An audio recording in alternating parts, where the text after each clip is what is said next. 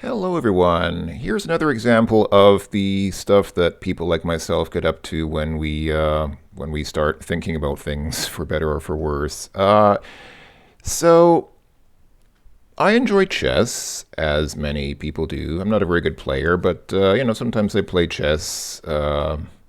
Occasionally against other people, but more commonly against a computer opponent because I don't really know people in real life. At least not people against whom I could play chess. And when I was a kid, we had an actual legal copy that we bought of the Chessmaster 3000 for Windows, which was a pretty big deal back in the day. It was the first version of the Chessmaster series that had Windows support, I'll show it to you later. But one thing that this game did have was the ability to print out a certificate if you beat the game on its hardest difficulty. It could actually print out a paper certificate. And I thought, could I replicate something like that in DOSBox? Because the thing is, printing is kind of a neglected thing in DOSBox. Obviously, computers back in the day had printers. I mean, they still have printers. A lot of computers still have printers, but I mean, printing has been around for like 40 years or even more in the computer world, but it's kind of been neglected in emulators like DOSBox because those are mostly focused on emulating games, and games don't usually want to print something. There are a very small number of games I can think of that actually might print something. I remember Lynx 386 Pro, a golf game for DOS, could also print your golf statistics and things like that, but most games did not try to print anything. But here's an example of a game that would try to print something, and for an additional layer of difficulty, it runs in Windows. So how would we get a Windows game to print something within DOSBox? Interesting question. There's not really, as far as I know, there's not really a good way to print from stock DOSBox. In fact, I think the creators of the original DOSBox have explicitly said that DOSBox is not meant for productivity applications. It is not meant to do things like print. It's meant for running things like games, so don't even ask us about stuff like printing. We're not planning to implement it in DOSBox. But there is a print facility in DOSBox-X, which is what I'm running now and what you're seeing on your screen now, assuming that you're watching this video.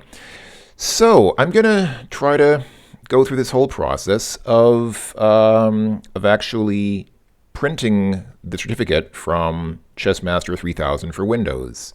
So what do we need for this? We need, obviously we need a copy of Chessmaster 3000, and that obviously is commercial software, so I'm afraid I can't really help you with getting a copy of that because, even though it is pretty much abandonware at this point, it's a chess game that's like literally about 35 years old, so I don't think that the company's making much money off sales of it today, but still it is technically abandonware, it's technically copyrighted software, so I can't really help you with getting a copy of that. But you'll need a copy of Chessmaster 3000 for Windows, running in either Windows 3.0 or 3.1. So what I've got here is I have a freshly installed copy. This is I literally just installed this before starting this video. Freshly installed copies of Windows 3.0 and 3.1, and the files you see below that are just the config files that were made by the Windows setup programs. You can ignore those probably. It works better in Windows 3.1, I have to say. Even though I personally started with Windows 3.0, I have to admit that Windows 3.1 is so much better in like almost every possible way. It has so many improvements. It's not just like a 0.1 upgrade. It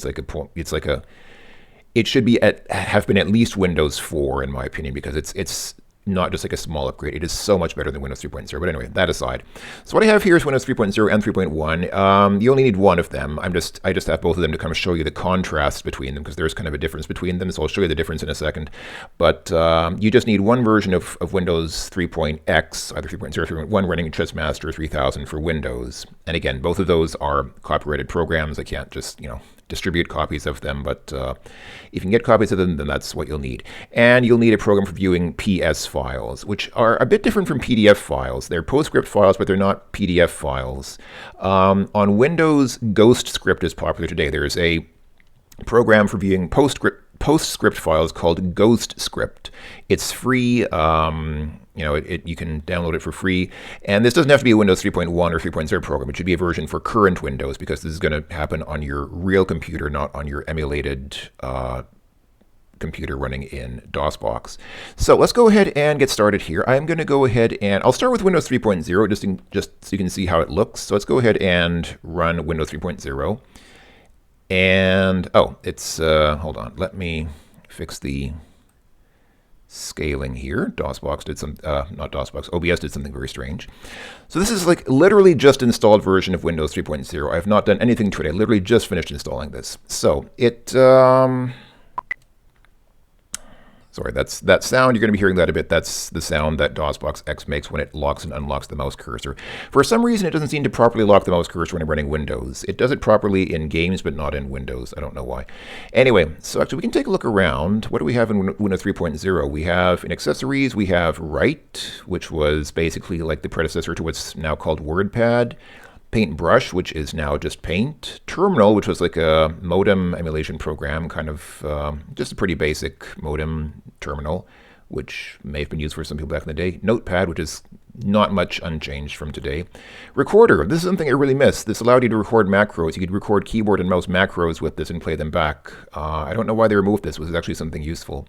Card file, oh boy, card file is just like a simple card system that you can just like type something into the cards here and then have like a stack of cards, kind of like a Rolodex. It's not very, I don't know how useful it was. I don't think many people used it back in the day. You had a calendar, which doesn't really look, yeah, it's like a, okay, it's kind of like an Outlook calendar, like an appointment calendar. Calculator, which, you know, Windows still has a calculator. It's a little bit more capable than this one, but not bad. You got a pretty decent calculator with Windows 3.0. A clock. Yeah, it's a clock.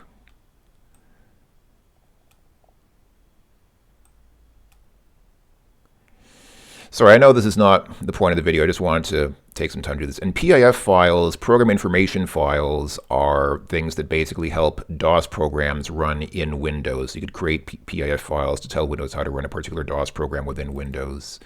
Anyway, sorry, I know that wasn't really the point here. And then, of course, there was Solitaire and Reversi. Before there was Minesweeper, there was Reversi, which is basically Othello.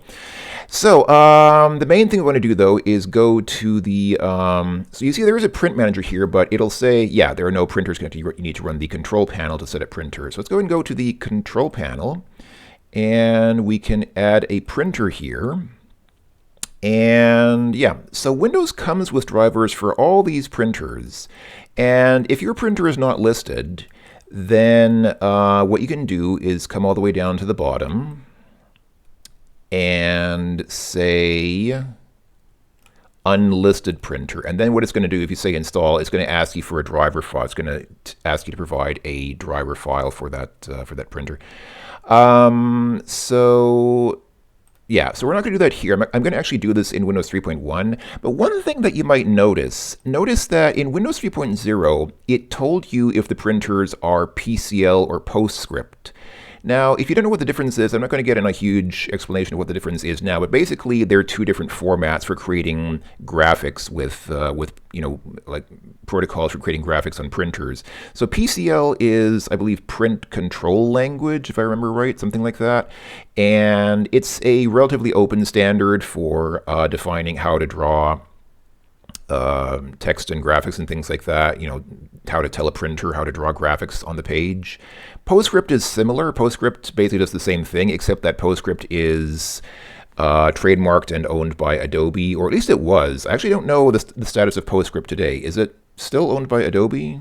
It probably is. I assume it is. I don't think they sold it. But anyway, even back then, it was a you know, it was a trademarked thing, and so some people preferred to avoid PostScript just because of possible trademark or licensing or, you know, copyright issues. Whereas PCL, I don't think is owned by anyone. I don't think anyone enforces any copyright or trademark on it. So, but anyway, but Windows tells you here internally, like it shows you explicitly, it tells you what these things are. Like here, it actually tells you these are dot matrix printers. It tells you these are actually, you know, HP plotters, like those really big plotters that plot on like huge banner-sized pieces of paper. So Windows 3.0 gives you a little more information on what these printers are and whether they're PCL or PostScript, in contrast to what we're about to see in Windows 3.1. So I'm going to go ahead and cancel out of this. I don't want to install. I'm not going to install a printer here in Windows 3.0. I'm going to do the rest in Windows 3.1. Just wanted to show you that. So let's go ahead and kick out now. Yeah, DOSBox-X makes the window huge, but that's okay. I'm going to run Windows 3.1 now, and it should go back to normal size. Here we go. So, so you can see this part is not much changed. They've moved the PIF editor here. There's a README file here now, but I think this part is otherwise mostly unchanged. Then under accessories, we have some more stuff here. Now we have, I actually don't know what Object Packager is. I didn't have Windows 3.1 back in the day, so I never really explored it. I actually literally don't know what Object Packager is. I mean, I guess, wow, gosh, I have no idea. I really do not know what this is. Never used it. Sorry, couldn't tell you what that is. Yeah, there's a media player and sound recorder here and character map, which are new for this version of Windows. This was, yeah, the first version of Windows Media Player. Okay, I haven't installed any drivers for any multimedia devices here, but yeah. And of course for games, out with Reversi, in with Minesweeper. This was the first version of Windows to have Minesweeper.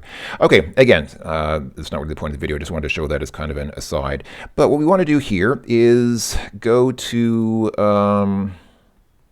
okay, so this time the print manager actually runs. Even if you don't have printers, it'll run. It's just empty. But yeah, what we want to do is go to the control panel and install a printer.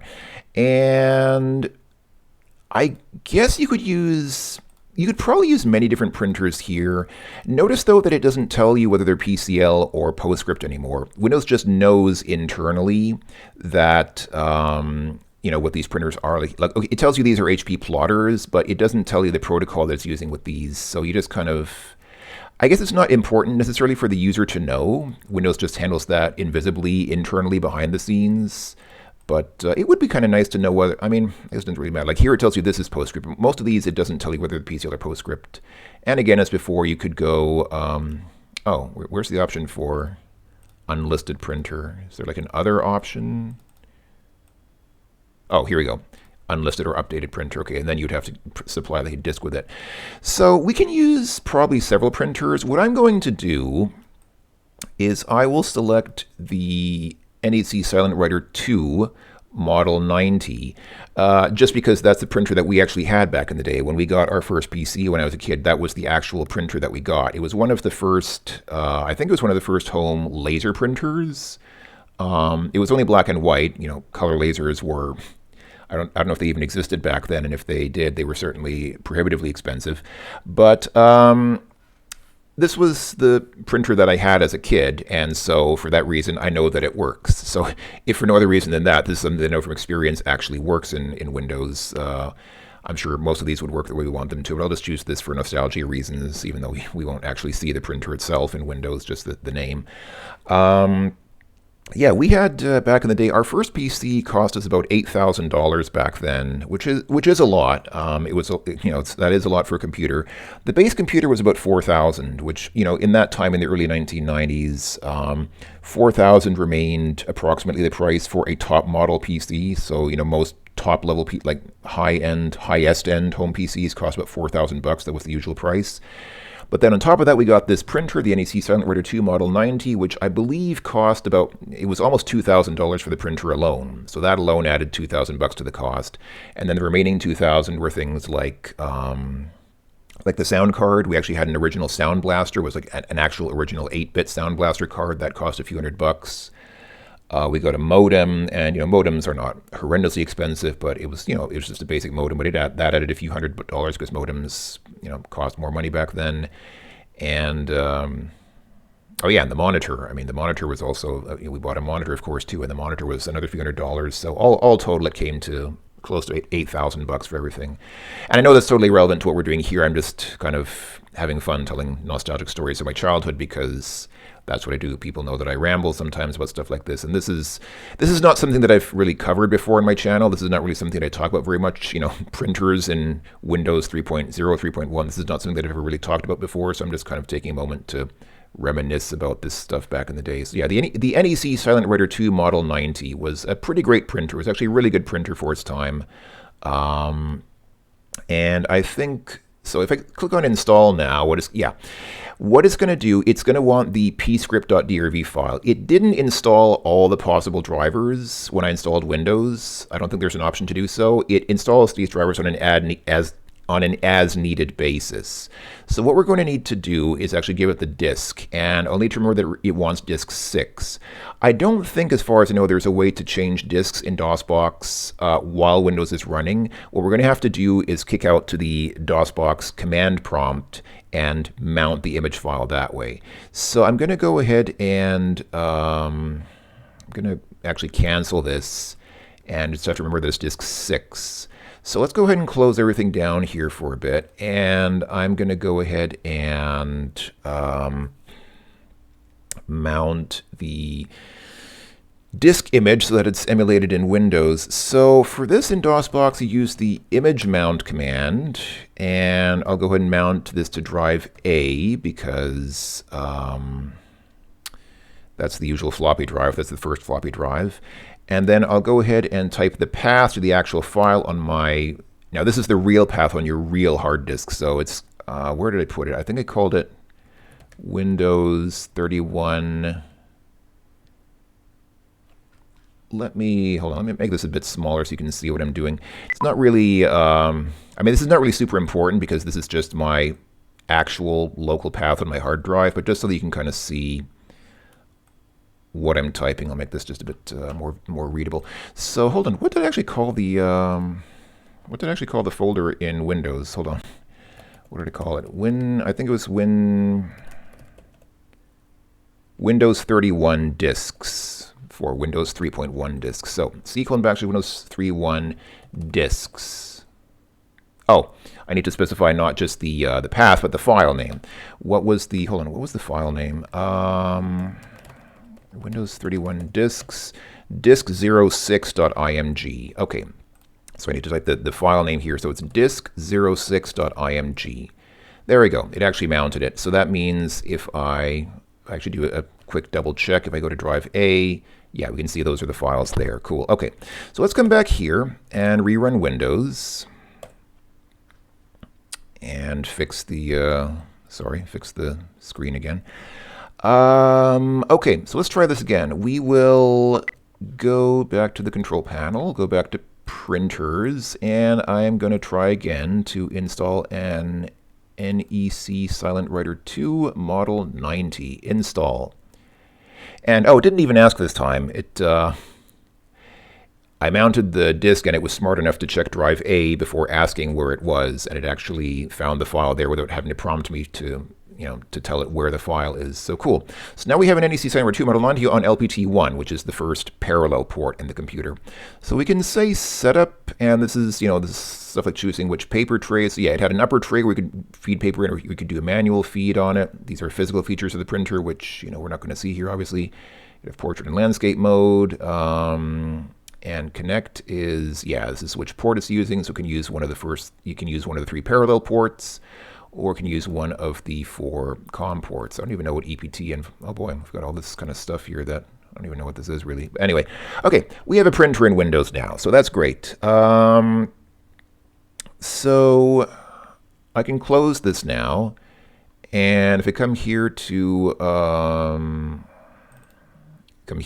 Print Manager, yeah, it actually shows the printer here, and this is the print queue. So this is showing what print jobs are currently running. So that's great. So let me go ahead and, just before I forget, I don't really need to do this, but just to be tidy, I'll go ahead and unmount that disk image. So the command to that is mount. Usually use mount to mount image files. We can say -u for unmount. So I'm going to say mount -u-a to unmount drive A. Cool. Okay, it's been successfully unmounted. All right. So let's see. Before I go back into Windows, let me show you the DOSBox-X configuration that I have. I'm going to go ahead and pull up the DOSBox-X configuration file and find the relevant part in it. Where's the part where it handles parallel ports? Somewhere here there is a part about parallel ports. I just need to find it. Wow, DOSBox-X emulates PC98. I didn't even realize that. I didn't even realize it emulates PC98, that Japanese line of computers. Wow, that's awesome. I should test that sometime. 'Cause I've never really played with PC98 stuff because, you know, I'm not Japanese. I never had those Japanese computers when I was a kid. I mean, I've used MSX emulators, but I've never actually used PC98 stuff. That'd be pretty awesome to take a look at that and see what it can do. DOSBox-X is pretty impressive, actually, in what it can do sometimes. I'm kind of surprised at what it can do. But right now I'm looking for the parallel port stuff. Where the heck is it? This is stuff that I don't think is even really present in regular DOSBox. Yeah, here we go. Okay, so I'm going to go ahead and switch my window just for a second. Go ahead and switch the window to this notepad window where I'm showing the DOSBox-X configuration. And again, I'll make this just a little more readable.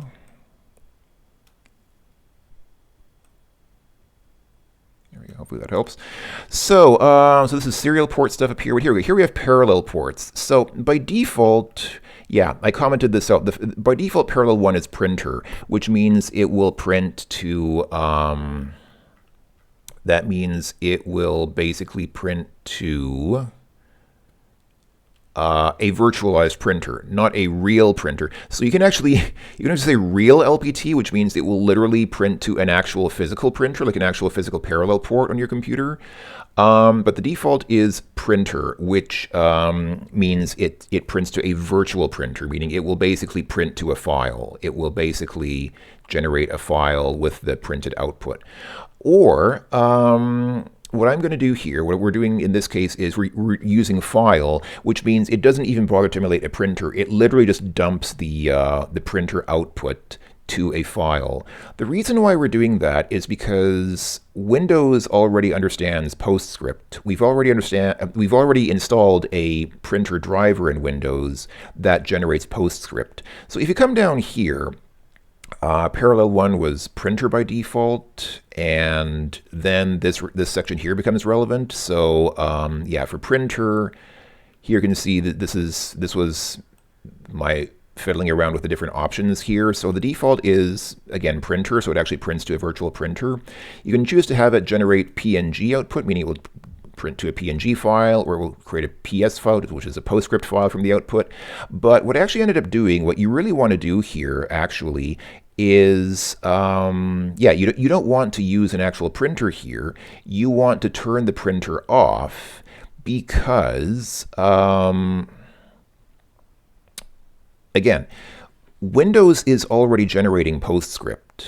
So what DOSBox-X would try to do is it would try to take the output from the printer and turn it into a PostScript file. But the Windows driver that we installed for this NEC printer already is generating PostScript because it is a PostScript printer. It is already sending PostScript commands to the printer. So if you actually turned printer to true and set print output to PS, guess what you would get?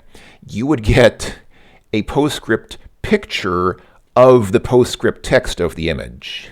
It would generate a PostScript picture, but the picture would be a picture of the text that you want in your file. It would literally generate an image file of the PostScript text. That is not what we want. And same thing with PNG. If I set this to PNG, it would generate a PNG file.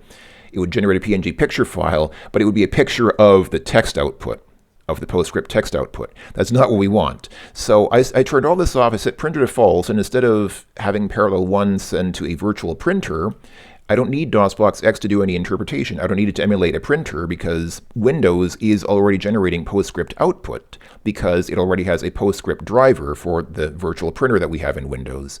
So I changed parallel 1 to file, and you just give a file name. In this case, this is straight from the DOSBox-X documentation. So it's going to print the output, or not really print, but it's going to dump the output, let's say, into a file called output.prn. And this time out 2000, I don't know if that's really important. That's it's recommended by the DOSBox-X documentation. Again, this is just straight from the DOSBox-X documentation, so I just copied it as is. So yeah, you don't really need to worry too much about that.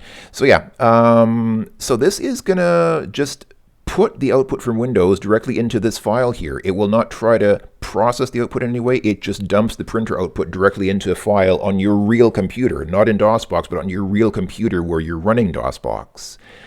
And it's going to be an actual PostScript file because, again, because Windows already understands PostScript, it's already using a PostScript printer and a PostScript printer driver. So it's going to send real PostScript output into this file. So let's go ahead and test this out. Let's go ahead and come back to things. Let's go ahead and go back to DOSBox.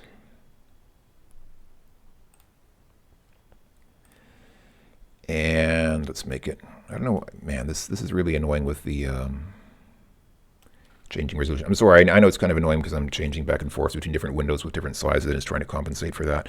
So before I go ahead and get to the actual chess game that I want to display, let's go ahead and do a little test with, I mean, we can do it with paint, for example. So we can go to, or paintbrush as it was still called back then.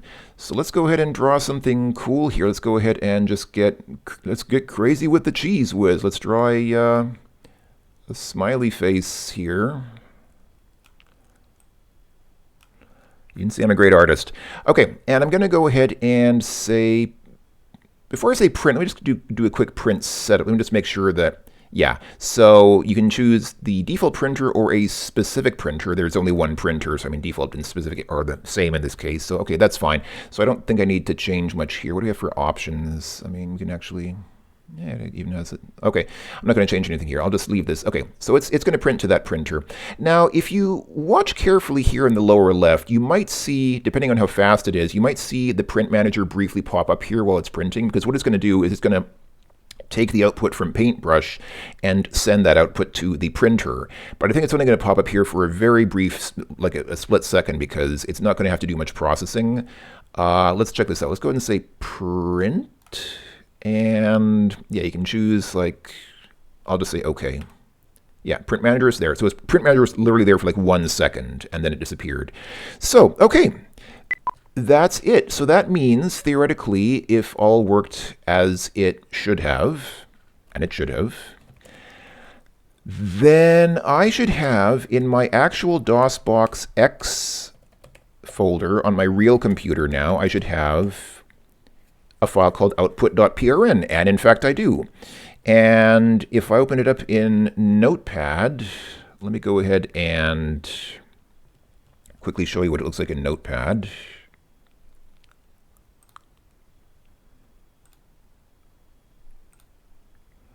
There you go. This is what it generated. It generated this file here, and yeah, it's an Adobe PostScript file. And, you know, it gave it a title, Paintbrush Untitled. And all this stuff here, this is the contents of the file that it generated. Cool.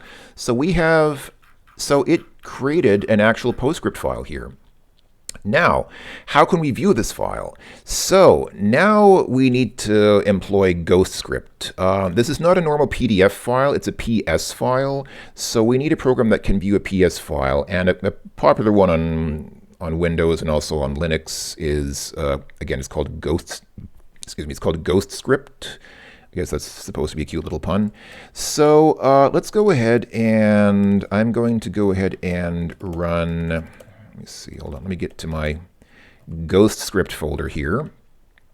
And I'm going to switch to that now. Let me just switch to DOSBox-X in my video recording software. There you go. So I've got, I'm here in my DOSBox-X binary folder where I can run things. And the program is just called GSWin64C. There's one without the C, but we're using the one with the C. And all you have to do is just type the path to the file, except that for whatever reason it uses forward slashes instead of backslashes. So you don't see C:\\, you say C:\/. So C:\/ and my DOSBox-X folder is simply called DOSBox-X. And then the file that it created, if you remember, we said put it in a file called output.prn. And if all goes well, hey, okay, hold on. I need to switch the window again. Sorry. Maybe I should have done just like a monitor capture. I'm not doing a monitor capture. I'm doing a capture of these individual windows, which means they keep having to switch between windows. Which is not that bad, but hold on. Let me show you what it gave me. There we go. Hey, it actually generated a real PostScript file with the picture that I drew. So there you go. That's how you do it. That's how you print to a PostScript file in Windows 3.0 or 3.1 from DOSBox. And of course, now that I have this PostScript file, I could convert it into a JPEG or PNG or GIF or bitmap or whatever, using whatever conversion tools. But that's basically how you create a.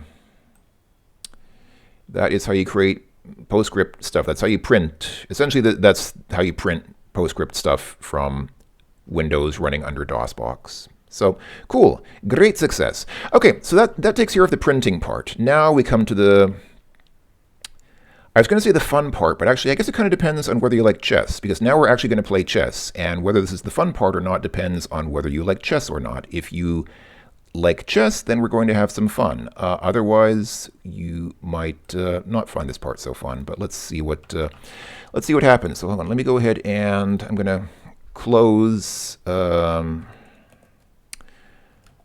going to close Ghost Script and all this other stuff. Don't want to leave all this stuff open in the background.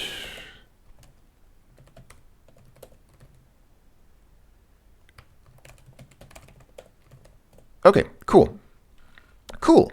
We are back in Windows, so I'm going to go ahead and close Paintbrush. I don't think we need this masterpiece anymore.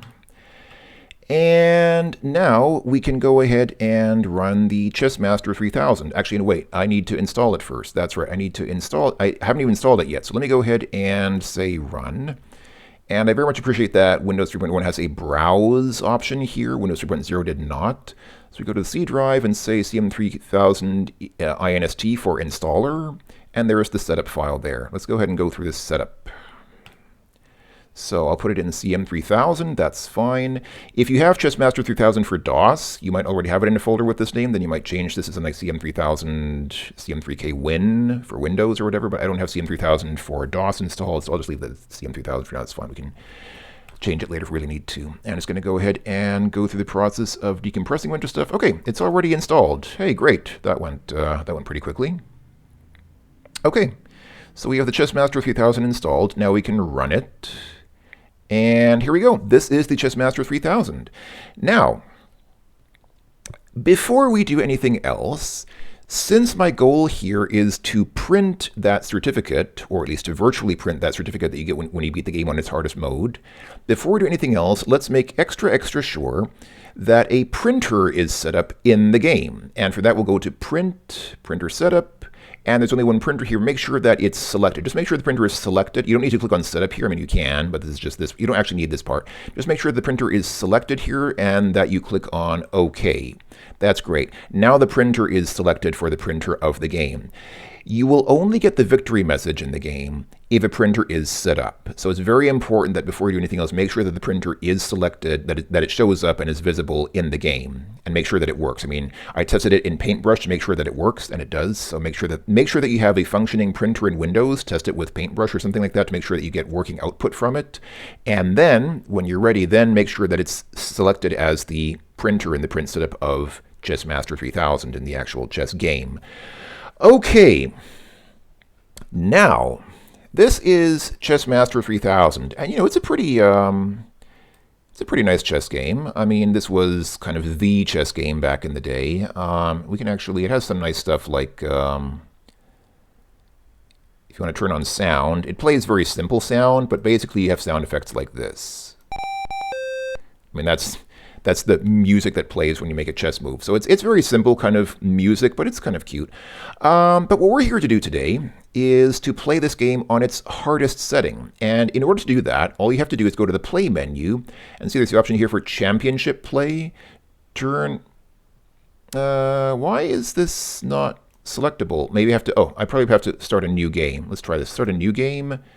Can I do this now? Yeah, okay, you have to start from a fresh game. You can't turn it on mid-game. You have to start from a fresh game. So now let's turn on championship play. It's going to warn us. This is basically putting the game on its hardest mode so that the Chessmaster plays its strongest game. Would you like to continue? And I'll say, okay. And why is it asking for our name? Why is it asking for the human's name?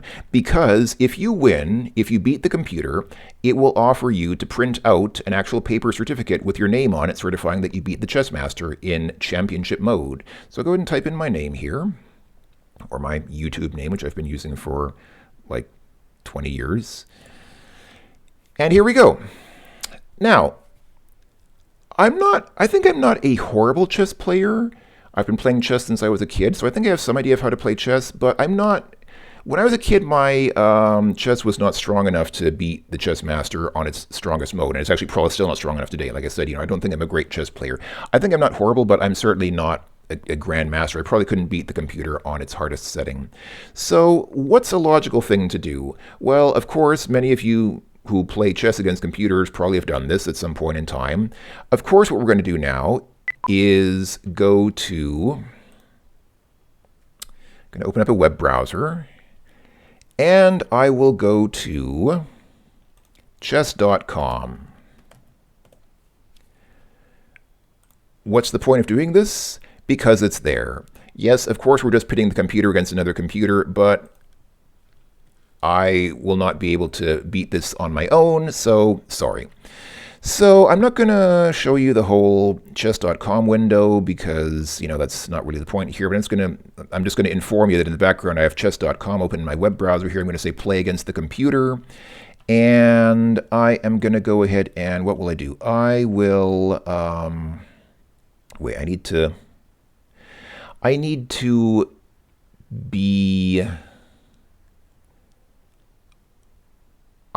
be black here, actually, because so the way the game is set up, you can see in the Chessmaster 3000 window, I am white and the Chessmaster is playing the black side. It looks red, but that's how they represent the black pieces. I guess they thought red looks nicer. So our goal here is to defeat black. So in chess.com, I'm going to have to play as black so that I get beaten. I want to get beaten because I'm going to basically feed these moves into the game. So I'm going to go ahead and be let's see. I'm going to go ahead and first click on black so that I play as black, and then I'm going to click on engine, and I'm going to crank the engine all the way up to its maximum difficulty. It shows 3,200. I guess that's probably its ELO rating. And I'm going to click on play. I'm not showing this because this is not really part of the point. This is not about how to play chess against chess.com. There are probably better videos for that. But I'm going to go ahead and let this play out. So, okay, so the chess.com is playing at its strongest game now, and Chessmaster 3000 is pretty good, but I'm pretty sure that a PC home chess game from 1990, actually, when is this game from? What exactly year is this game from? I think it's 1990, but I'm not 100% sure. Can I even... Oh, it won't even let me... It won't even let me... Okay, normally I could say, like, about game from the menus, but I can't even choose that now because I'm in championship mode, so it won't even let me, like, choose frivolous things like that. I think this game's from 1990, or around about that time anyway. So, okay.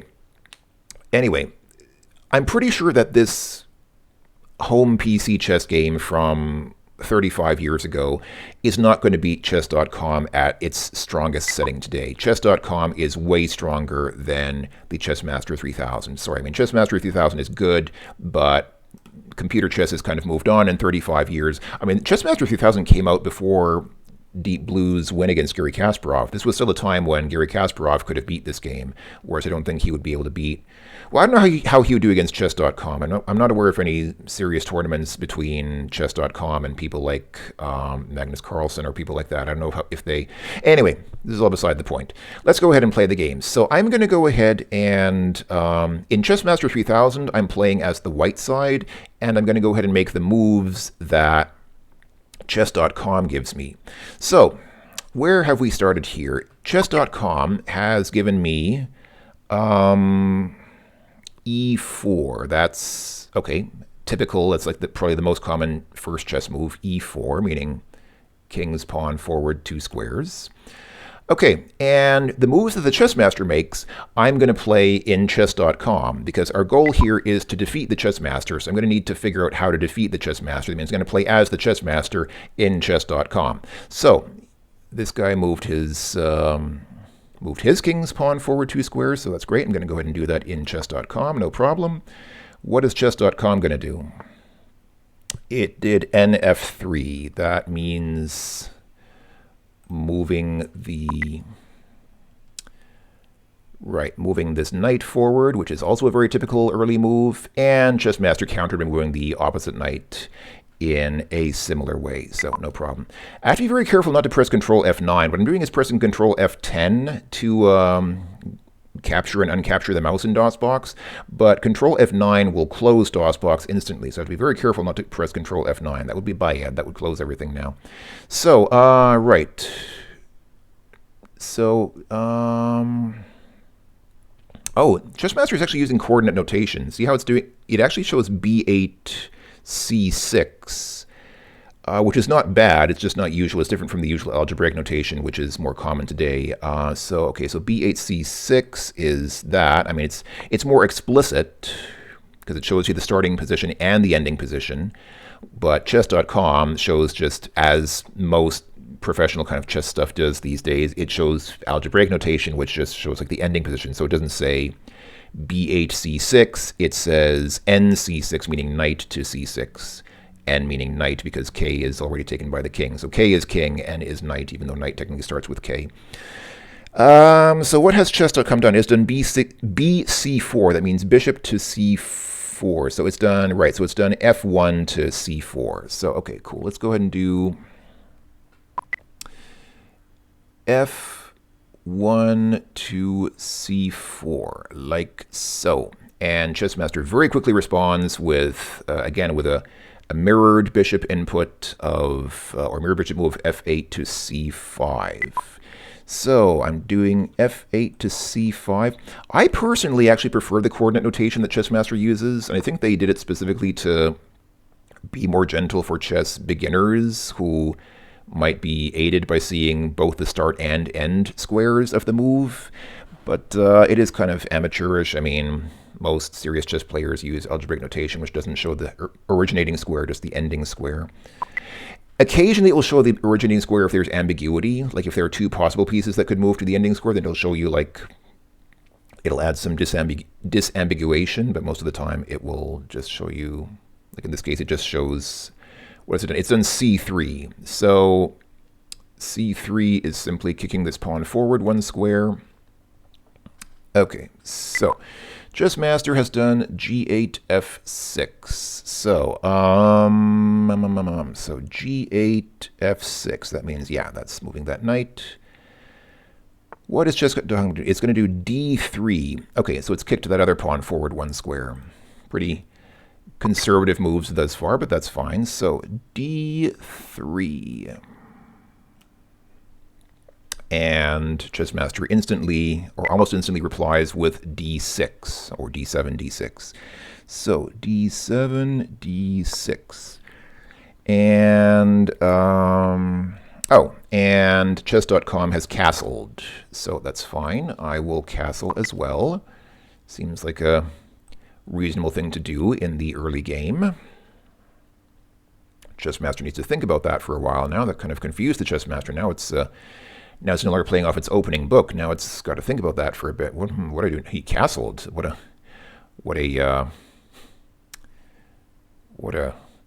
twist!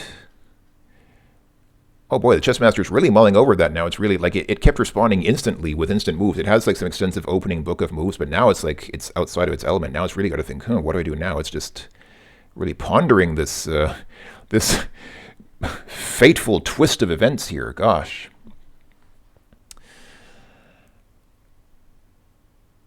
Yeah, it even shows the coordinate notation for stuff like castling. Like it shows E1, G1, whereas chess.com just shows O minus O.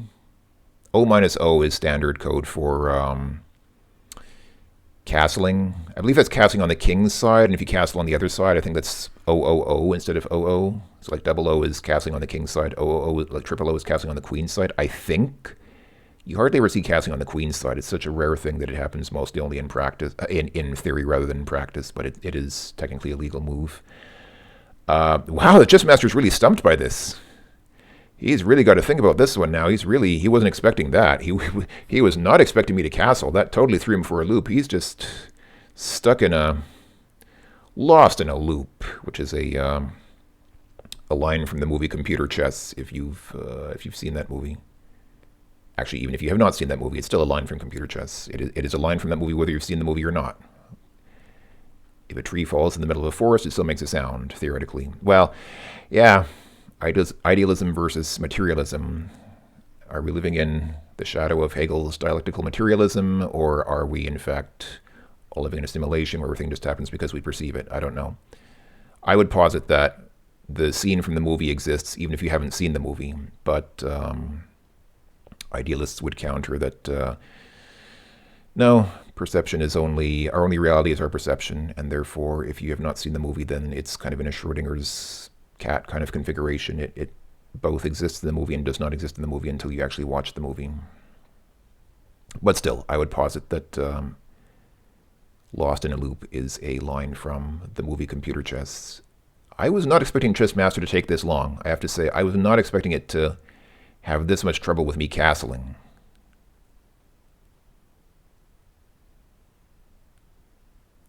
I was not expecting it to have this much trouble with me just doing a simple castling move. If it's going to take this long on every turn, hold on. I have DOSBox running at the default. Actually, how many cycles is it running at? I was going to say I have it running. I think it runs at 3,000 cycles by default.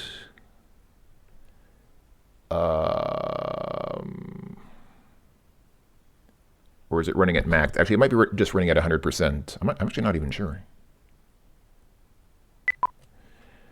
What is DOSBox even doing? Is it, I guess it's just running at 100%. Okay, so it's not specifically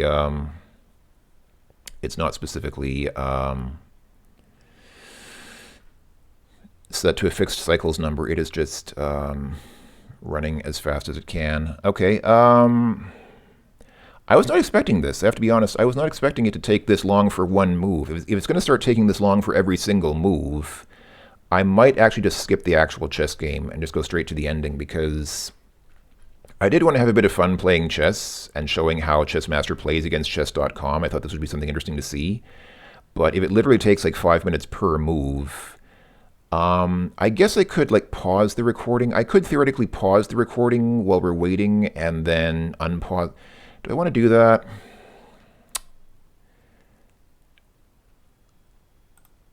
I've never really actively tried pausing recording in OBS. I don't know what kind of results I'm going to get with that. I hope that the results would be positive. But if it's going to take this long, I mean, a typical chess game is what, like 20, 30 moves? So, oh, it moved. What did it do? E8, G8. So it moved, hold on. Oh, it castled as well. It took like 4.5 minutes to decide to castle. Wow. Okay, it's fine. E8, G8, or as chess.com calls it, OO.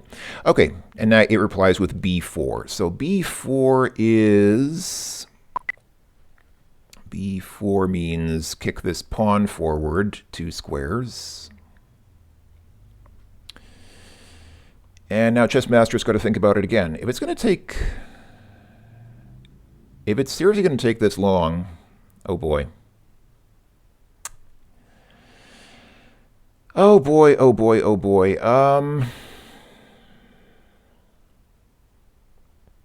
Okay, let's go ahead and stick with it. I don't want to really cut anything out. I want to kind of give the real experience of this. So if you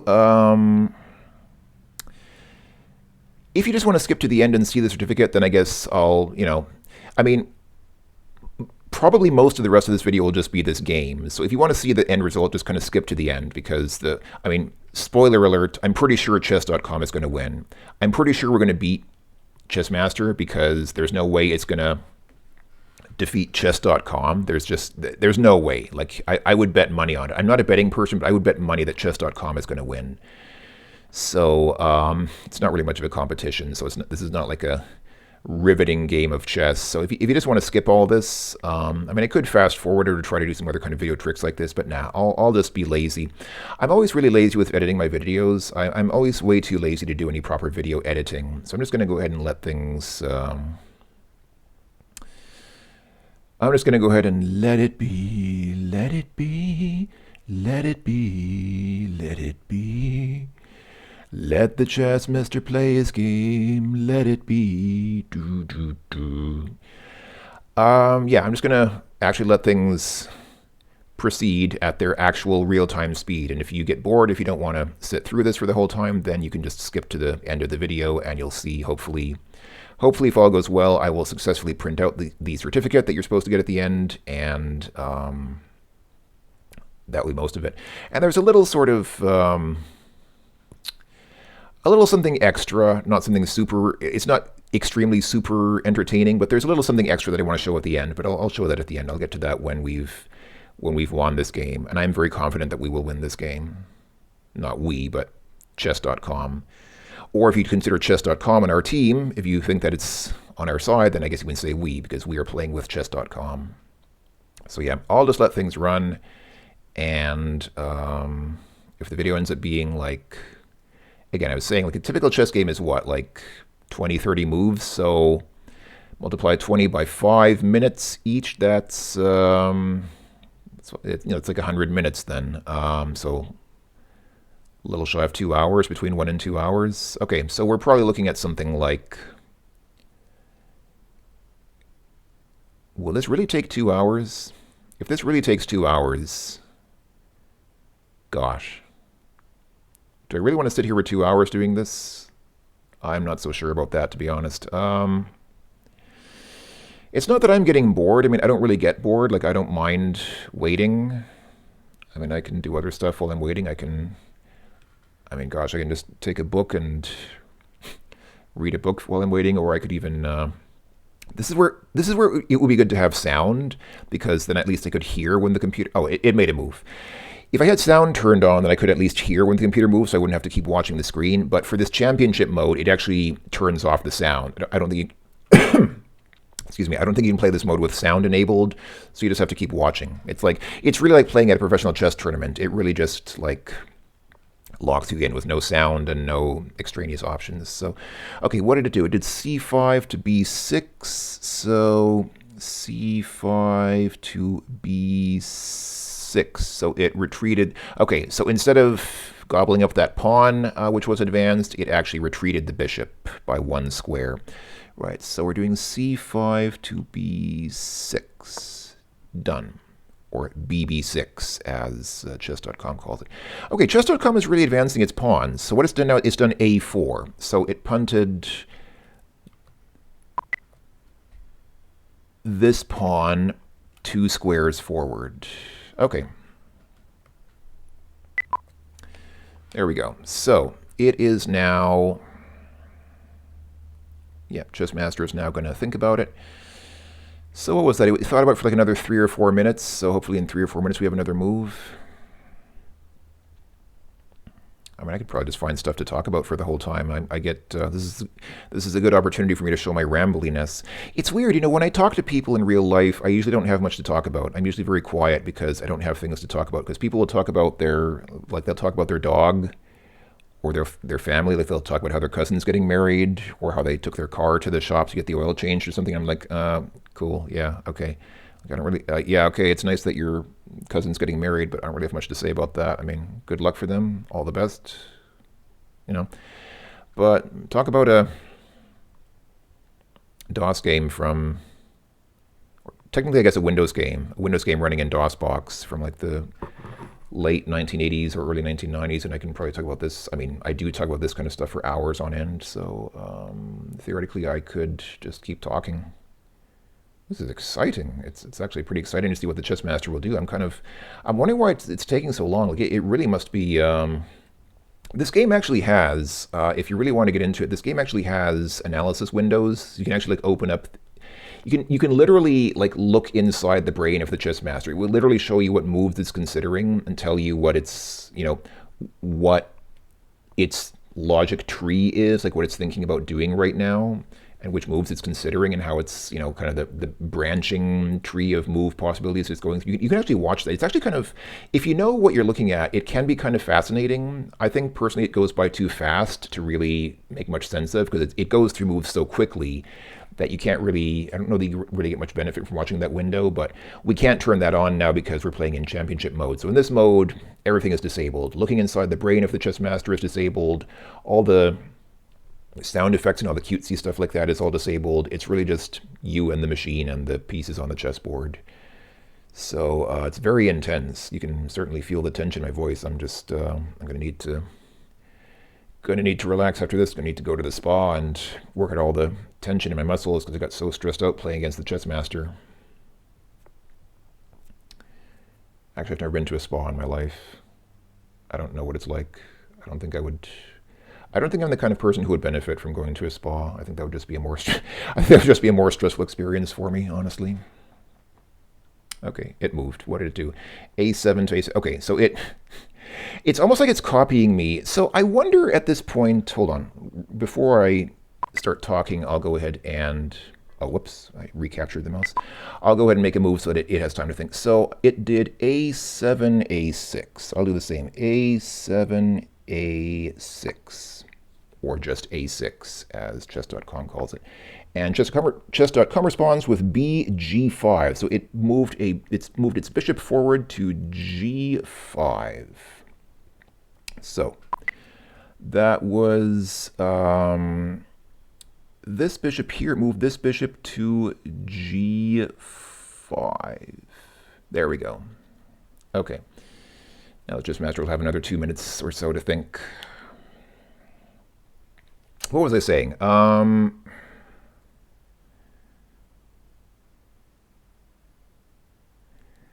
Something about going to a spa. I don't really... Yeah, I forget exactly what I was going to say. I'm not the kind of person who really gets relaxed with that kind of thing. Like, some people really like massages and things like that, but for me, they're just kind of more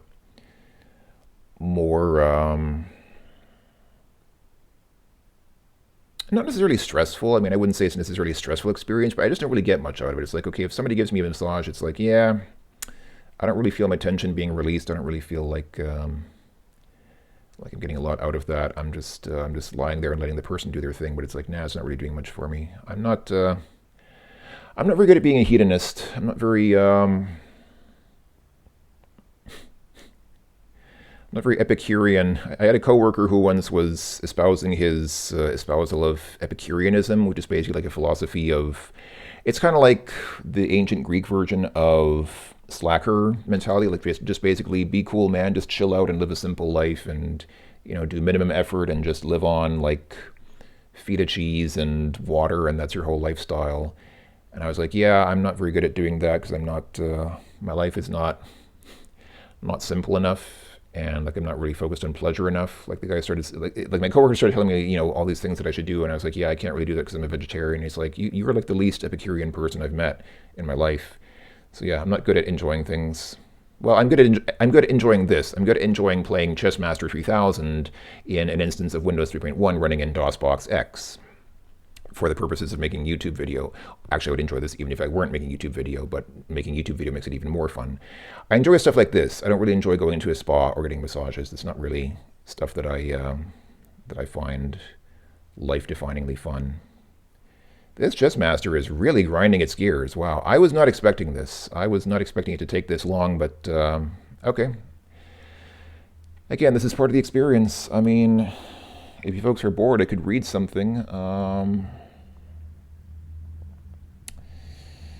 What's going on? What's going on in the world today? How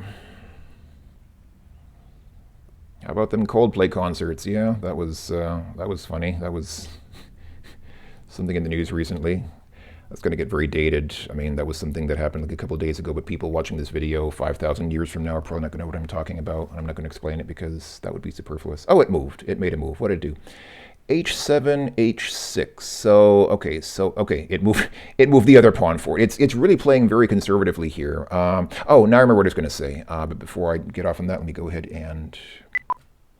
So it did H7, H6, H7, H6. And chess.com responds with bh4. So it backed off its bishop 1 square. Okay, I'll go ahead and come back here. Bishop to h4. Back off the bishop 1 square, just like that. Cool. All right, here we go. So what I was going to say, now I remember what I was going to say, it seems like the Chessmaster is kind of copying me. What I'm not sure of is, we just passed time leet, 13 minutes and 37 seconds. It's because the Chessmaster is so leet. What I'm not sure of is it actually copying me? Because that can sometimes be a valid strategy. If you kind of feel like you don't have a good move, you're kind of in that Zugzwang situation, which is common in chess, which is a German word that was borrowed into chess. It may actually be valid to copy your opponent, because then you kind of don't run the risk of unbalancing things and opening yourself for an attack, like, letting an opening in your defense. So that can be a valid thing to do. So I don't know if the Chessmaster is literally just copying what we're doing, or if Chessmaster and Chess.com are both just such good players that they just happen to be making the best moves. They're making very similar moves, but I can't tell whether it's just that, these are the best moves to make, and so they're just making the best moves possible under the circumstances, and therefore the moves are similar because these are the best moves for the situation, or if Chessmaster is literally like copying what we're feeding into it. It's possible that it's actually being a copycat. And like I said, I think that is a valid strategy sometimes. Like if you're playing against someone and you're not quite sure what they're doing, it can be valid to copy them just so that you don't create an imbalance. Because if you try to be creative, if you try to be too innovative and try to do something really, flashy and creative and unexpected, you might shoot yourself in the foot, because you might not realize that you're actually opening yourself up for an attack that way. So yeah, this is kind of the very conservative strategy. I guess both of these players, both Chess.com and Chessmaster at this point, have realized that they're playing against a good player. I mean, I'm not playing either of these games. I'm literally just the middleman. I'm like the man in the middle attack. I'm literally just feeding the moves back and forth between the two of them. But these are actually two computer opponents playing against each other. It's Chess.com playing against the Chessmaster. They are both very capable opponents. I'm still confident that Chess.com will win, but Chessmaster is not a slouch. Even in 1990's Chessmaster 3000 was not a bad player. And I think both Chessmaster and Chess.com have realized, oh, we're up against someone who actually knows what they're doing here. This is actually not a weak opponent. This is actually somebody who kind of has an idea of how to mount a proper chess strategy. So I think they're both playing very conservatively at this point and trying not to. Both of them are basically waiting for the other side to slip up. Both of them are waiting for the other person to screw up and make a faux pas so they can take advantage of it. But that's not going to happen, because both players are actually computer players, and computers don't make the same sort of slip-ups. They don't miss openings the way humans do. So this is, it's actually kind of intense because, yeah, again, I think both players realize they're playing against something that has a pretty decent idea of how to play chess, and rather than play in a very attacking sort of way, play in a very aggressive sort of way, they are being very cautious, very conservative to make sure that they don't, leave themselves open. I don't know to what extent. I've kind of anthropomorphized that reaction. I realize that, obviously computers don't get scared. They don't have emotions like that. So I don't know to what extent they actually try to analyze the strength of their opponent. I don't know to what extent either Chess.com or Chessmaster are saying, oh, hey, my opponent actually knows what they're doing, or to what extent they're just playing totally. I don't know to what extent they try to analyze their opponent's strategy. In a real chess game, you try to kind of know your opponent. Oh, it moved. What did it do? C8, D7. All right. C8, D7. Okay, so C8, D. So it just moved. Wow. Okay.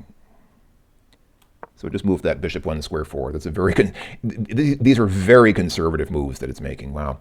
Okay, and just to compose with NBD2. So what it's done is, and see, so it moved a knight to D2, which is this square here. But because there are two knights, actually both of my knights could move to that square now. Now algebraic notation has added a disambiguation NBD2, meaning the knight from B was moved. So instead of saying ND2 as it would normally do, it's saying NBD2 to specifically note that it moved this knight to D2 and not the other knight. That's the disambiguation I was talking about earlier. Okay, so NB to D2. Cool. As I was saying, in a real chess game, you would try, if you're playing against a human being, you would do some kind of psychological analysis because human beings obviously, they think with brains, they think with biological brains, and the biological brain has some degree of vulnerability, it has some level of weakness. It can get emotional, it can get distracted, it does have its own sort of cycles or patterns that it tends to think in. Even very good chess players will tend to become predictable a little bit because you'll kind of start to notice how they tend to play, what kind of moves they're more likely to make.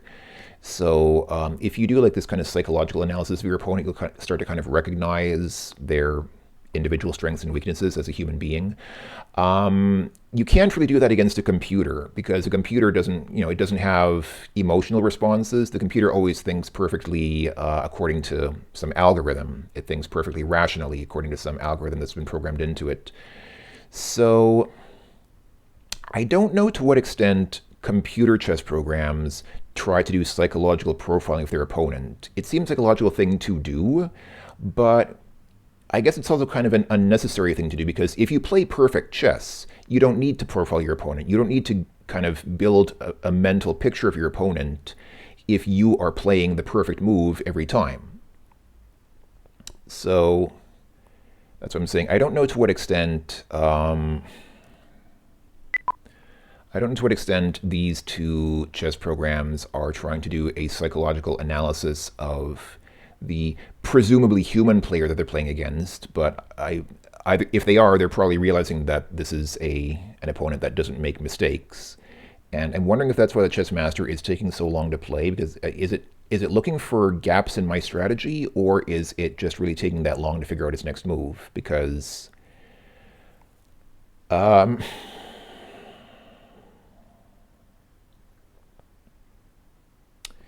mean, I guess it's valid. I wonder how long grandmasters take to make a move today. That would be interesting to research maybe, because I know that, I guess back in the day, historically, like going back decades ago, if not centuries ago, in like real serious chess grandmaster tournaments, it might not be uncommon for one player to take hours to make a move. Like a serious chess grandmaster might take like 2 or 3 hours to analyze. This is not speed chess. There's no speed limit. I don't think we have any technical speed limit on how long a move can take. And so it is valid if it wants to take like literally hours per move. I just don't think that it needs to, and I don't think that that really brings it much, because I don't think that, even for a computer, I mean, it is a computer, but it's a computer program from 1990. I don't think that computer programs back then had that much depth. Like, how many plies is it thinking ahead? That would be interesting to know. I actually, again, you could see that if we had the analysis window turned on, but we don't. We can't, in this mode, we can't see what it's thinking, so we can't like look inside its brain and see what it's contemplating. I mean, it probably is thinking more moves ahead than most humans could do, but it can't be thinking like 10 or 20 moves ahead. I don't think it has that capability. And maybe it's thinking like 6, 7, 8 moves ahead tops. I think that's probably like the upper limit for what this thing can do. I don't think it can go that much further.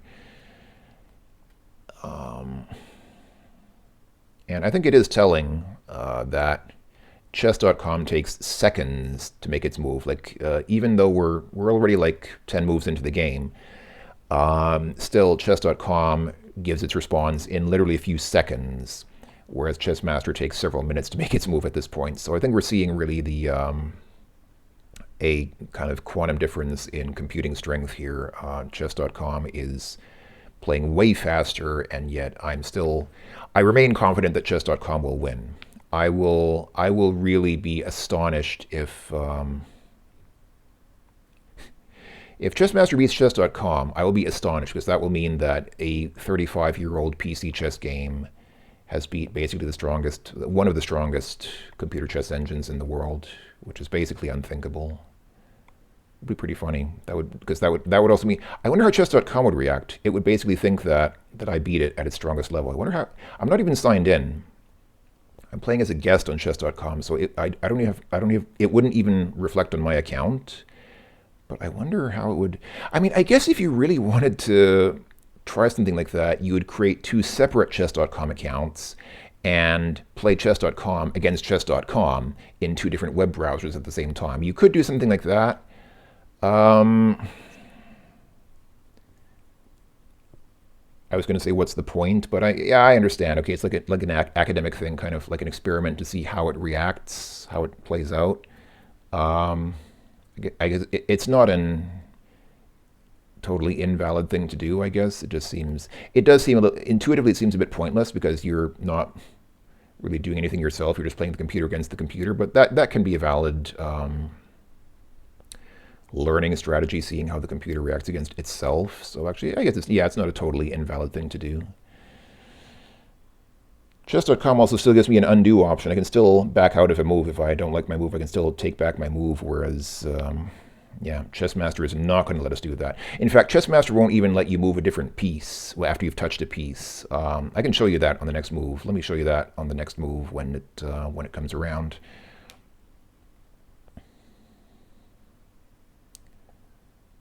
Which is also a rule from real chess tournaments. You cannot, when you touch a piece, you can't move a different piece. You have to move the piece that you touched.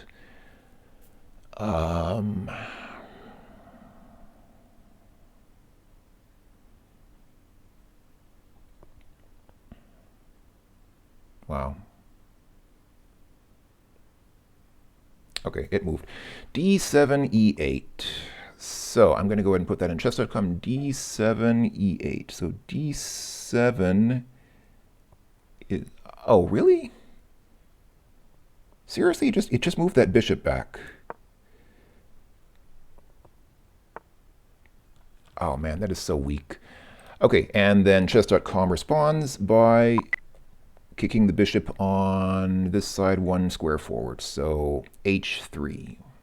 So let me do this. I'm going to go ahead and click on this pawn and then let it go. And now if I try to move a different piece, see it says move the piece you touched, the white, I think that's supposed to be the white pawn in H2, but it gets cut off because of the, but anyway. So yeah, we can't move a different, once I clicked on this, I can only move this piece. So yeah, that's fine. So I'll go ahead and advance this to H3. There we go. And now Chessmaster is going to take another couple of centuries to plan his next move.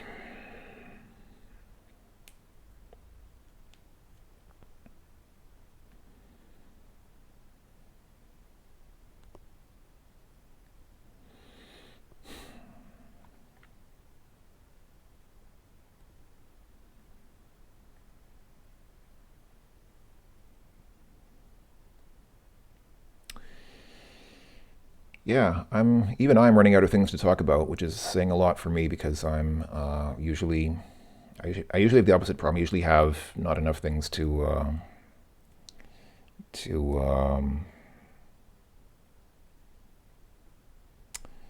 usually have not enough time to say all the things that I want to say about these games. But yeah, this Chessmaster, boy, this Chessmaster is really taking us on a journey of patience. I mean, I'm not getting bored. Like, I don't get bored. Generally speaking, I don't get bored because I think boredom is caused by the expectation of entertainment, and I don't expect the world to entertain me. So I'm not really missing anything, because I know that the world doesn't exist to entertain me, and so that for that reason I don't get bored, because I think boredom is kind of a failure of expectations. Like, it's a failure of your expectations getting met. And I don't have any expectations from the world, so I can't be disappointed. Which is maybe not a good thing, but that's kind of how my thinking works these days. So I don't get bored, but I'm just a little concerned about the video, because I don't want the video to, like, how long have we been playing now? We've been playing for about half an hour, so this could easily go on for another half an hour, which I was not expecting it to take that long. I was not expecting the game to take hours. This game could take well over an hour at this rate. And there's not even an option to force it. In normal play on this game, you can force the computer to move. You can say, okay, I'm tired of waiting. I've lost my patience. Just make your best move that you have right now. And you can force it to move, and it will make its best move that it's found so far. But of course, you can't do that on championship mode, so I can't force it to move. I just have to wait. I literally just have to wait like this. So, yeah. Golly gosh. So, yeah. What's your favorite song from Purple? I actually, when I was a kid, I didn't have a lot of, I never had music albums. I didn't have money to buy them with. But I listened to the radio, and so I'm one of those people who knows a lot of, a lot of the singles and things like that, but I don't know a lot of the songs that were not played on the radio. So I missed out on a lot of, there are a lot of songs like, songs that were released by big bands on well-known albums, but that never got a lot of attention. Just the other day, I just happened to hear Silver Gun Superman, which is a song by the Stone Temple Pilots from their album Purple, and it's such a great song. I had never heard it before because I didn't have the album. I've never heard Purple all the way through. I know, the singles from it, like Vaseline and Interstate Love Song, but I had never heard that song. It just sounded so good. It's just, to me, it's just like such a hidden gem. I'd never heard it before because I never had Purple. I never listened to Purple all the way through. But I just heard it somewhere. It's like, wow, what a great song. Awesome. So, yeah. What's your favorite underrated 90s rock songs? I'm all about 90s rock, so if anybody has any recommendations for songs like that, which were not released as radio singles and thus didn't get a lot of radio play, but are worth checking out. But your suggestions in the comments, please. I'm curious to see, because I know I missed a lot. I missed out on a lot because I only heard radio singles mostly, and so I missed out on a lot of great songs which were not released as singles because I haven't listened to a lot of those albums all the way through. So yeah. Post your suggestions in the comments for the video.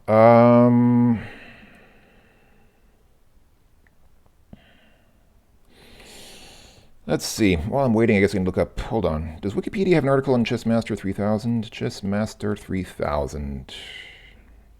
Yes, it does. Oh, it's 1991. Okay. So Chessmaster 3000 was released in 1991.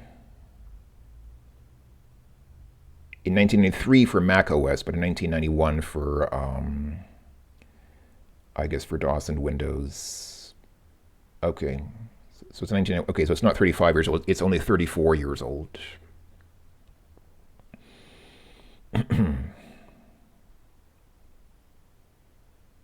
Still a pretty old game, and it was definitely the premier chess game back in the day. But it kind of. It moved. All right, great. What did it do? It did E8, D7. So really? Seriously? Okay, I think that's a sign of weakness. It literally is just twiddling that one bishop back and forth now. That is a very strong sign that it doesn't know what it's... Hold on, let me move. So E8 to D7. That is a very strong sign that it does not know what it's doing. It's totally at a loss. It cannot think of it.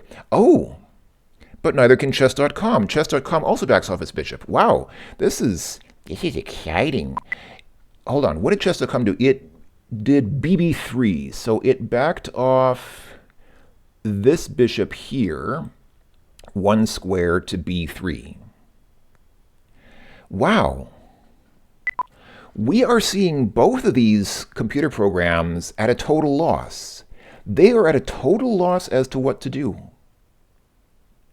I am shocked. Chessmaster 3000, this chess game from 1991, it's a 34-year-old game, is actually intimidating chess.com, playing at its very strongest setting. It's level 25, which has an ELO rating of 3,200. It actually made chess.com back off its piece because it had nothing else to do. It had no line of attack. It had nothing that it could really do. both of these sides are like at a total stalemate. I mean, not a literal stalemate, like an actual stalemate in chess is something different, but they're basically at a total. They have no game.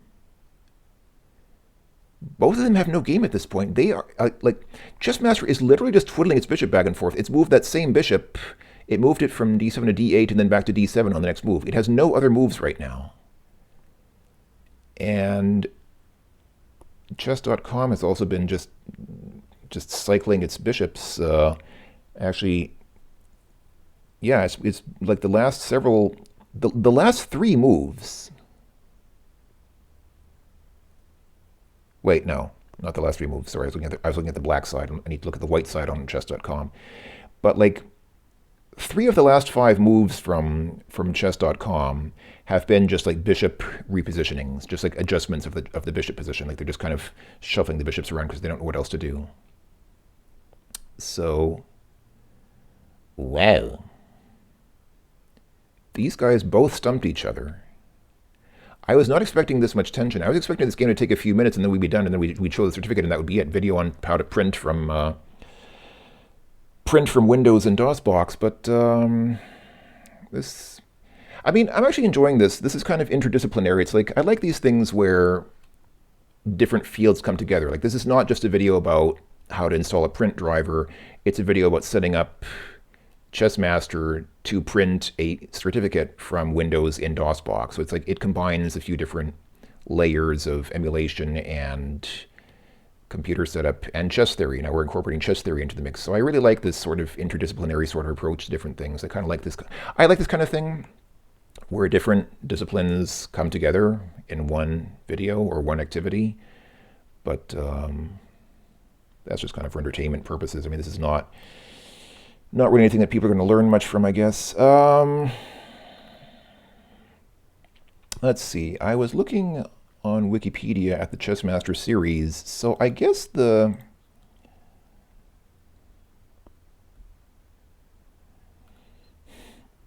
last real version of the Chessmaster game was the 10th edition. So the version numbering was a bit interesting. So first there was Chessmaster 2000, then there was Chessmaster 2100, then there was 3000, which is this, what we're looking at now. Then there was 4,000, 5,000, 6,000, 7,000, 8,000, 9,000, and then the 10th edition. And then after 10th edition came The Art of Learning.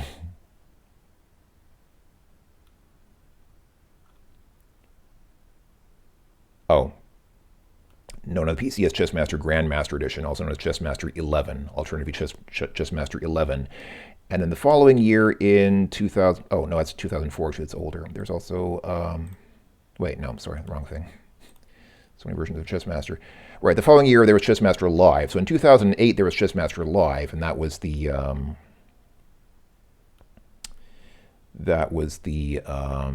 apparently the last version of Chessmaster to be released so far.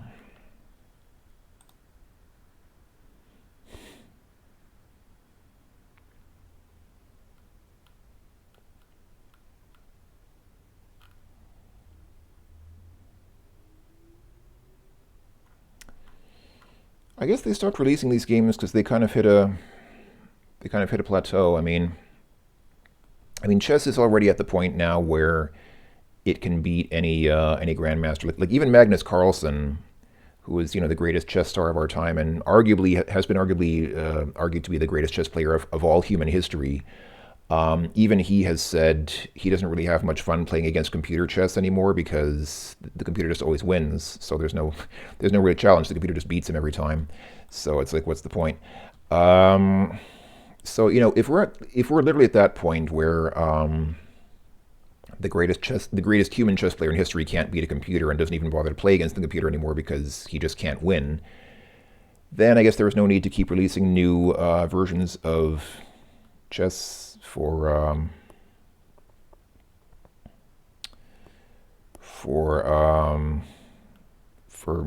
PCs, since the best chess programs can already beat everyone. Oh, it moved. What did it do? B6A7. So B6. Seriously, another bishop pull back. It's just pulling back its bishops now. Okay, fine. B6A7. And chess.com replies with QC2. Okay, so something a little bit different. It moved its queen forward now. It's being a little bit aggressive. Okay, so hold on. Queen to C2. So I'll take the queen and move it up to C2. I think what we're seeing, I feel like what we're seeing here is chess.com is detecting a little bit of weakness because Chessmaster has, I think the last two moves were both it's backing off its bishops. It retreated its bishops one square in both of the two previous moves. So I think chess.com is detecting just a little bit of vulnerability, a little bit of weakness here. And so it's being a little bit aggressive by pushing the queen forward one square. What I'm not sure of is why it moved the queen to C2, because that is not a place where it will be able to do anything with that queen. I mean, the queen is stuck behind those pawns and that bishop. It will not be able to move the queen out of there in any way. If it had moved the queen to E2, I could understand that, because that would be a place where it could then start kicking the queen forward and making some attacks with the queen. But it's almost like... I'm going to guess that it's trying to protect those pawns, the pawns on C3 and D3. I guess it figures those pawns might be vulnerable to attack. And so it's doing two things, I guess. One, it's protecting the queen, actually. It's protecting the queen from attack, even though the queen was not very vulnerable. The queen back there on D1 was not... Nobody's going to attack the queen on D1 from where they are now. So maybe it's a bit of protecting the queen, but also it does protect those two pawns. The queen protects those two pawns because anybody who takes one of those pawns will then automatically be taken by the queen. So that might be a little bit of future planning to protect the queen behind the pawns and to protect the pawns via the queen. But that still seems like a very conservative move. Okay, it moved again. Cool. What did it do? It did D8, E8. So D8 is the queen. So, okay, so we have D8, E8. Queen to E8. Oh. Chess.com becomes aggressive and captures a piece. Is this the first piece capture? I think this might be the first... this might be the first... Is this the first capture of the game? I'm not sure. Okay, so... What has it done? It's done bxf6. So the bishop on h4, which is this one here, moved to f6 and captured this knight here. So b to f6. There we go. h4 captures on f6. Okay, so the...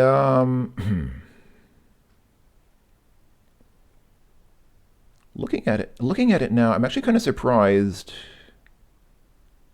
Wow, really? I'm a little surprised that it was that audacious, because just looking at the board now, black can easily take that bishop with its pawn on g7, basically without consequence. I mean, the only consequence is it opens up the king. Oh, and it did. Okay, I kind of seemed like a logical thing to do, because you can take the bishop without any kind of retribution, without any kind of yeah. Okay, cool. Okay, so g7. Hold on. I need to release the mouse. g7 moves and captures on f6. That seems like a very yeah, okay. Okay, now it backs off. Okay, so actually Chessmaster actually managed to get chess.com to back off. That's pretty impressive. So it moved the queen back to d1. It moved the queen, which is also in c2. It moved the queen back to d1. Actually, is that a retreat or is that a strategic repositioning? Because again, if the queen wants to get out there, the queen is going to need to... it's not going to be able to hide behind those pawns forever. It's going to need to get out and start doing some attacking. I mean, right now what the queen could do, if the queen were around here, it could just nail this pawn, and then it would be in line to take that rook Although it probably wouldn't, yeah, okay. That wouldn't be a very good thing to do because then it would just get captured here. Either the queen or the king would capture the white queen here, and then that would be it. The queen would be gone. And it's not worth sacrificing your queen to take a rook. I mean, rooks are good, but the queen is better. So, okay, yeah, it wouldn't be a worthwhile gambit to do that. But, I mean, the queen's got to get out there. The queen's got to start getting out and covering more of the board and not just hiding behind these pawns for the rest of the game. So I'm not sure. I actually don't know why Chess.com did that. I don't know why Chess.com had the queen sort of shelter here, because it seems like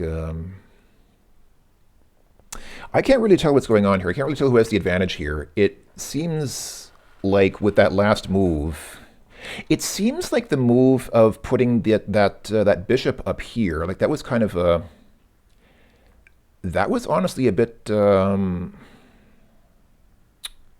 an indiscretion on Chess.com's part. Like they seemed to, unless I'm missing something, it seems like that was just a bit of an over-aggressive move, because yeah, they captured, what did they capture? They captured a knight, which is fine, but they lost a bishop for it.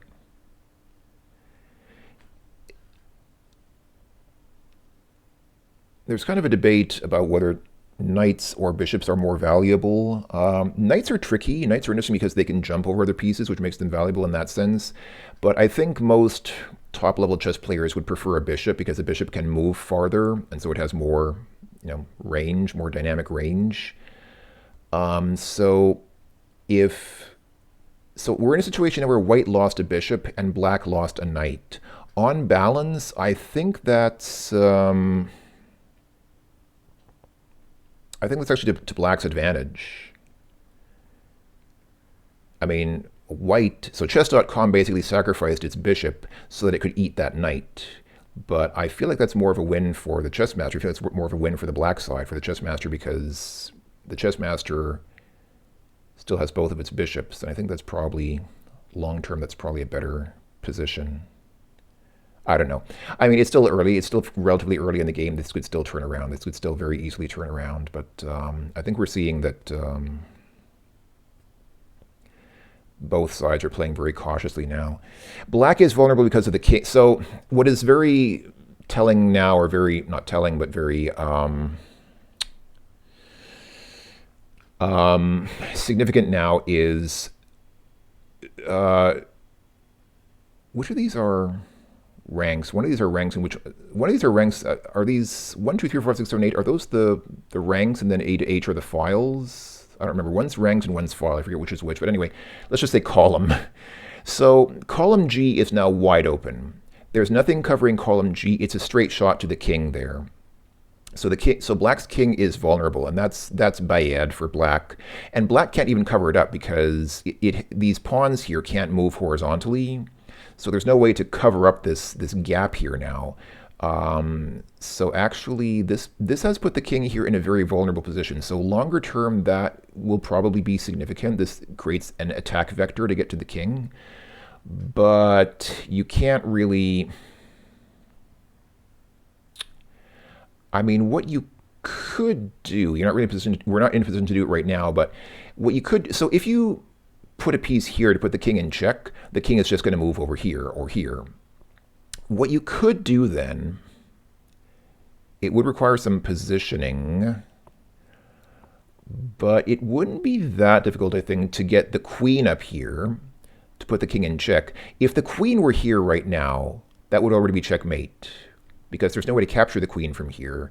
If the queen is covered. What I'm saying is basically, we could, like, if we had this rook here, so if we got this pawn out of the way, let's say someone got this pawn out of here, and then shifted this rook over so the rook was standing here, then the rook would be covering this column. And then if we got the queen up here, then that would be checkmate, because the queen would be checking the king, and nothing could capture the queen except the king. But the king couldn't capture the queen, because then the king would be checked here by the rook. So if we get the rook here and we get the queen up here, then that's it. That's it. Bam. We've beaten black. We've beaten the Chessmaster. But that's easier said than done, because that would need three things to happen. First of all, we need to get this pawn out of here, which is easier said than done because it can't move horizontally. It can only capture diagonally, but there's nothing for it to capture here. We need to move this rook over, which is going to take 2 moves because we castled. In fact, castling might not have been so wise here, because if the rook were still here, then it could just shift over 1 square. But since we castled, we'd actually have to do that in 2 moves. You have to move the king out of the way and then move the rook over. So that's a 2-move reposition for the rook now. And thirdly, we'd have to get the queen up here, which is not a simple thing to do in this situation. So, okay, it moved. It did d7, e6. Okay. d7... d7, e6. So again, it just shifted its bishop 1 square. Like, this is kind of ridiculous. It's really just like shifting that bishop back and forth. You can see that it's kind of out of steam. It's run out of options. Okay, so I did that. So d7, e6. Right, cool. Okay, and it has done nh4. So so the knight on f3, which is this one, moved to h4. So I'll go ahead and put it on h4 there. There we go. f3 to h4. Yeah, that's right. Okay. So white's being a little more aggressive here now. Chess.com is advancing a little bit. You can see it's kind of putting on some pressure here. That knight being there is it's probably going to affect something, or it's probably meant to affect something in the future. I mean,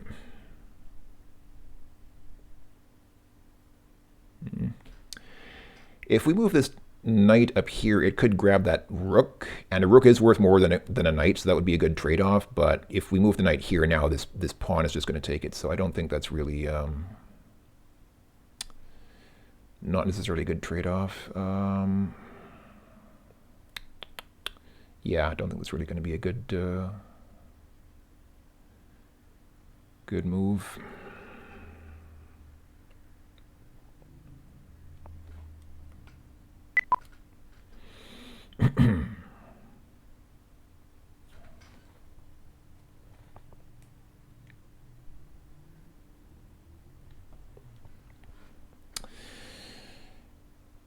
So, what was I saying? Yeah. So yeah, column G being wide open like that is not going to be a good thing for that king.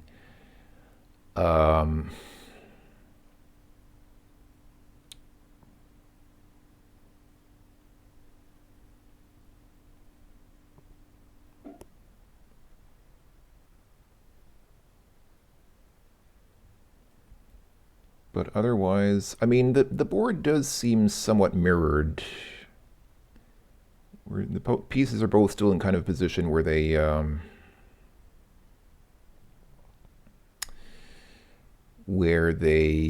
kind of mirror each other. I mean, we're still okay. So again, white has lost 1 bishop, black has lost 1 knight. That's it. Those are all the captures we've had so far, I think. So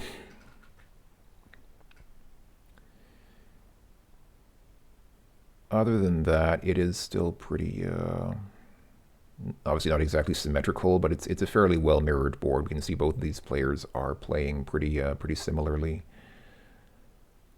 I'm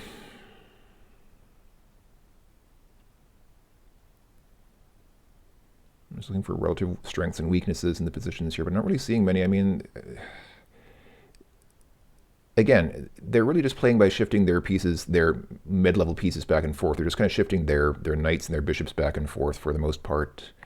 Other than that capture exchange that we had, they're just really punting the knights and the bishops back and forth. So this is really a very conservative game by 2 players who are realizing that they don't have a lot of options. They don't have any openings. They can't really hit an opening in their opponent's defense without opening up a hole in their own defense. So that's the quandary that they're in. They're kind of left without any good options. So that's why we just kind of have this back and forth that's going on. I mean, again, positionally, white is in a much stronger position here because its king is still sheltered by that pawn in front of it, whereas black has 2 I mean, it hasn't lost a pawn, but the pawn from G has been shifted over to F, so it's got two doubled up pawns on F, which is a weakness. Excuse me. So yeah, doubled up pawns like that are a weakness, and well, that is a weakness, but much more weak than that is the open shot on G to the king. So that's a much bigger weakness. But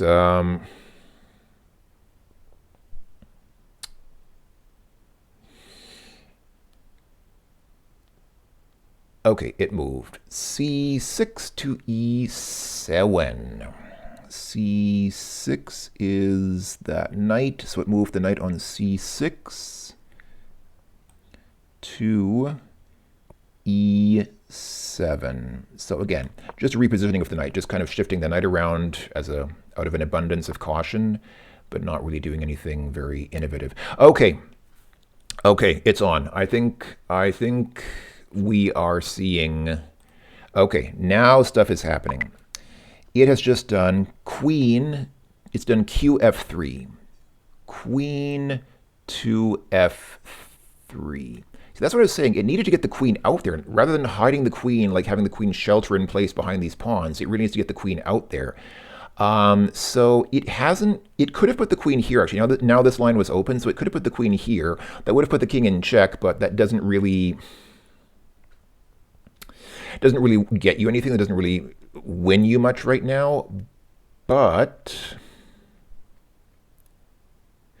so this square is now covered by this knight. So what we could have done actually is, if we had checked the king here, he would have moved here or here. Then we could have punted the queen up here. Or if we put the queen here, it would be covered by the knight, but actually it wouldn't really get as much because the queen would be taken by the pawn. So okay, that's not a victory. That's not really not any kind of a good move, because we just lose our queen pointlessly. And it would also mean that the king is now covered up again. It would put the pawn back here, so the king is covered by its line of pawns again. So that would actually be a total loss. So yeah, not a good thing to do. So yeah, I note that chess.com didn't opt to check the king, even though it could have. It could have checked the king here and driven the king into this column H here. But I guess they decided not to do that yet, because what's the point, really? There's not really necessarily a big gain to be done from that, because our advantage here is that we have the advantage here actually in that anytime we want to, we can check the king now. Since this column is open, anytime we want to, we can force a move out of the king by putting him in check here, and then he will have to move. So I guess that's, oh, it moved again. E8, C6. Okay. E8 is, okay, it's mirroring the queen. So E8 to C6 is, yeah, it's moving that queen 2 squares forward, just as white just did. And, oh, white captures. Okay, we have our third capture move of the game. So it did Q captures on F6. Queen goes up to F6. And I have to admit that's a fairly obvious move to make, because the queen is invulnerable here. No piece can capture the queen here on F6. So black lost a pawn, and it basically lost the pawn for free, so to speak, because it can't, our queen cannot be captured here. Our queen cannot be attacked here. So that was a fairly obvious move to make. That was a pretty, even I could have probably made that move. So the king is probably feeling his vulnerability right now, but he really can't. Oh, you know what? We could actually, that queen could actually nail the knight on the next move, because that square E7 where the other knight is, that square is also undefended. Nothing could take our queen if it were there. So actually we could, it's probably going to move the knight. I'm going to guess it will move the knight somewhere.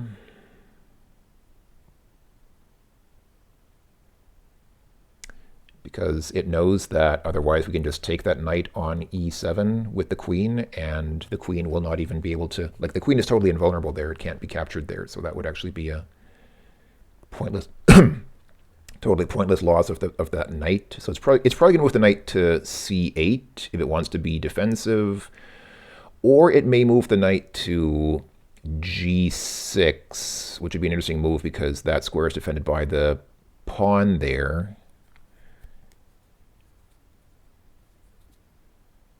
So we could take that knight with our knight on h4, then the pawn takes our knight, and then we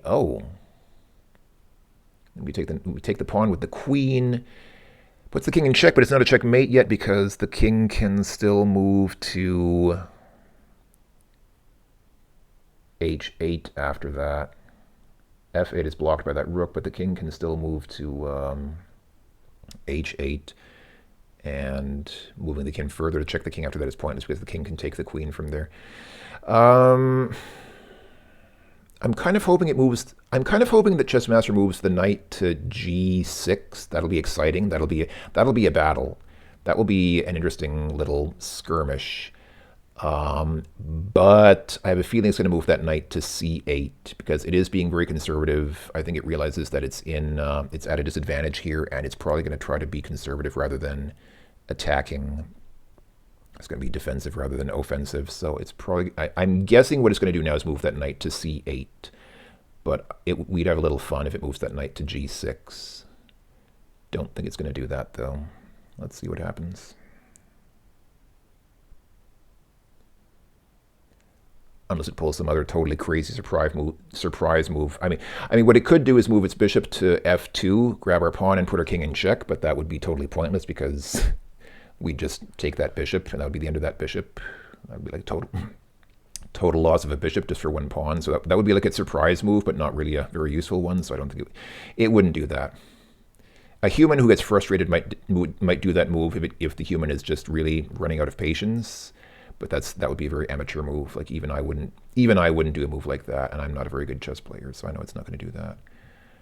The black queen can't really do much. Actually, it could. Oh, actually,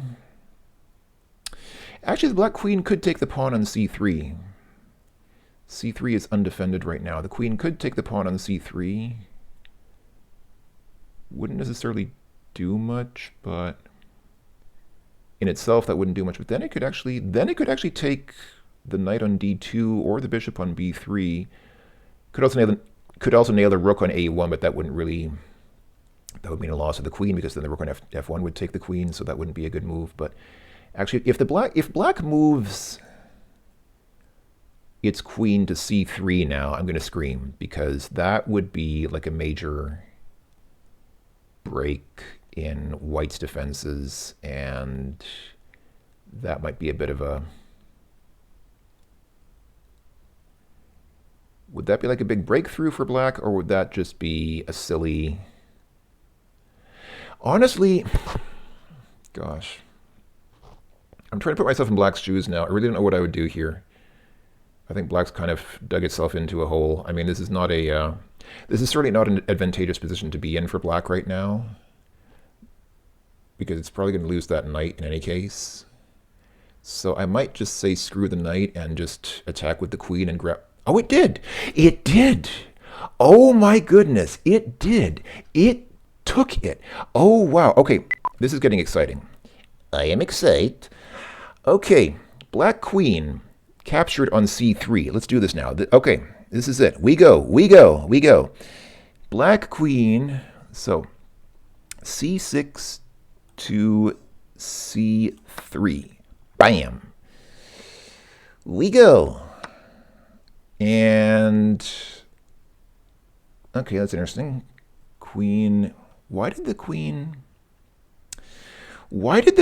opt to capture that pawn when it could have captured a perfectly good knight? I'm sure there's some reason which a feeble mind like mine does not understand. Okay, that's fine. So we have queen captures on h6. So queen moved over to h6, grabbed the pawn from there. Okay. I like how white doesn't even care about the queen behind enemy lines. That queen is going to take either white's bishop or white's knight now. And I like how white doesn't even care. Chess.com does not even care that we're about to snag one of its knights or bishops. It's literally using its queen to eat a pawn, while we are about to use our queen to take a knight or a bishop. or technically Chessmaster is, or I am on behalf of Chessmaster. I mean, that just seems borderline reckless to me. Why would you even do that? I'm trying to understand why you would do that. Because with that one move with the queen now, black has broken through white's defenses. And either a bishop or a knight are just totally gone. They're toast. They are unrecoverable at this point. Black is almost certainly going to take one. Almost certainly one of its next moves. Almost certainly its next move is going to be capturing with that queen. It's going to capture either the bishop or the knight. That is going to put us at a considerable piece disadvantage. It's going to put white at a big time piece disadvantage because white will have a deficit of piece strength.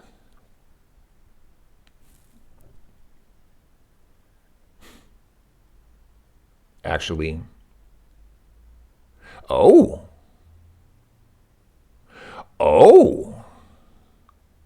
wow. I was, okay, just like a bolt from the blue. All right, what did it do? E6. E6, the bishop there, captured on B3. Chess.com responds, okay. Interesting response, okay. A little bit of a conservative response there, but what Chess.com has done is it has pushed this rook forward. So the rook goes to A3. So basically it put its rook in a position where the queen can't take it, which is fine.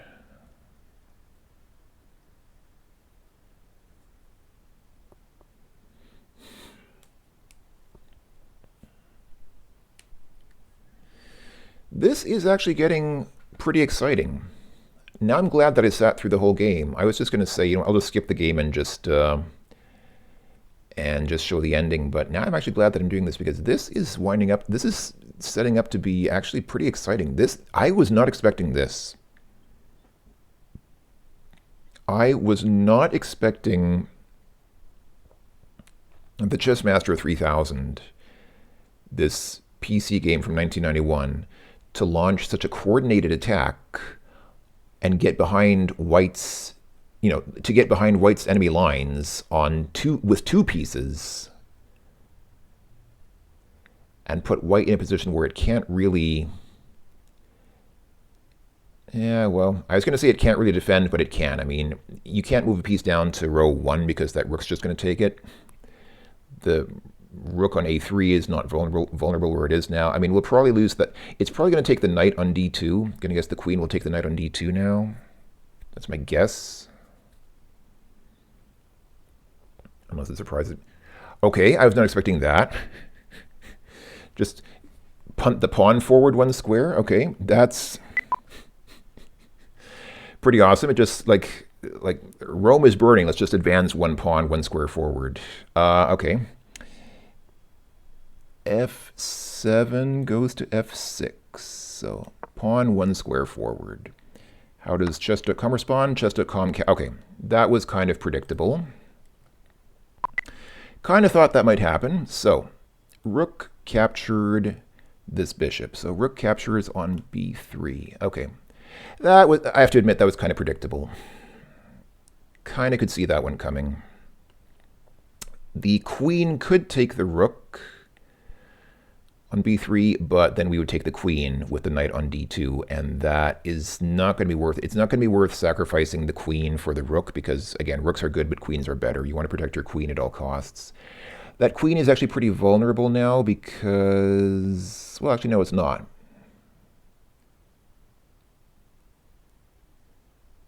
I still think the queen is going to take that knight on D2 because why not? That square is not protected. So, oh, actually, it is. Oh, I didn't even see. The white queen is on H6. the white queen is covering the knight on d2. That means that if the black queen takes that knight now, it's going to be a total loss because the white queen is going to capture the black queen. Okay, that's why the queen is not taking the knight. Gotcha. Okay, that's what's happening here. That's why the queen is not taking that knight yet. I was expecting the queen to take that, but then I realized, oh, the white queen on h6 is covering the knight on d2. That's why that hasn't happened yet. Okay, and probably is not going to happen. Okay. Okay, that makes sense. That's the kind of slip up that a human could make. That's why I'd say I'm not a good chess player. I mean, I know the basic idea of chess, but I did not even realize that that square is covered by the queen on h6, and I would have probably taken that knight with that queen and lost my queen pointlessly just for a knight, which wouldn't have been worth it. So, at this point, who is at a piece advantage here? Okay, it moved. c3 to d4. Okay, it backed off the queen. It backed the queen off one square. All right. It did c3 to d4. So c3 to d4. Okay, chess.com responds by kicking a knight forward. So what's it done? It's moved the knight from d2. So that's this knight here. Let's move this knight forward to f3.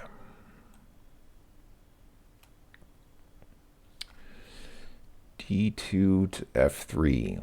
And again, chess.com says ndf3 because both knights could have moved. Both of these knights could have moved to f3, so it specifically says nd to indicate the knight on column D moved to f3. So that's not a bad move because it means that this knight is now covering that queen, threatening that queen. So this queen is probably going to move. The queen's going to have to move because otherwise it will get taken by this knight. And it doesn't have a lot of good options. It could capture this pawn here, but then it would get eaten by this pawn. It could capture this pawn here, but then it would get taken by the rook. So it's probably going to retreat. I mean, it could come down here, but that would be pointless because then it would be taken by the white queen. Could come down here, put the king in check. That's totally worthless because it would just get captured by the king or the rook. So the white, the black queen is out of options here. The black queen's probably going to retreat. It's probably going to, Chessmaster is probably going to pull that queen back a square or two at this point because it has no attacks. It has no attack that will be to its advantage. We've just hit an hour. Chessmaster has just passed an hour of thinking. But yeah, the black queen has no attack that will be worthwhile because any attack that it can make from this position, it could capture. There are 4 pawns that it could take from where it is now, but all of them will result in the loss of that queen. So it's not worth losing a queen just over 1 pawn. And if it comes down here, it will get taken by the rook. If it moves over here, it will get taken by that pawn. If it comes down here, it'll get taken by that pawn. If it comes down here, it'll get taken by this or this. So it's going to have to move either here, here, or here. It's going to retreat to either here, here, or here. I think it has no other options at this point. So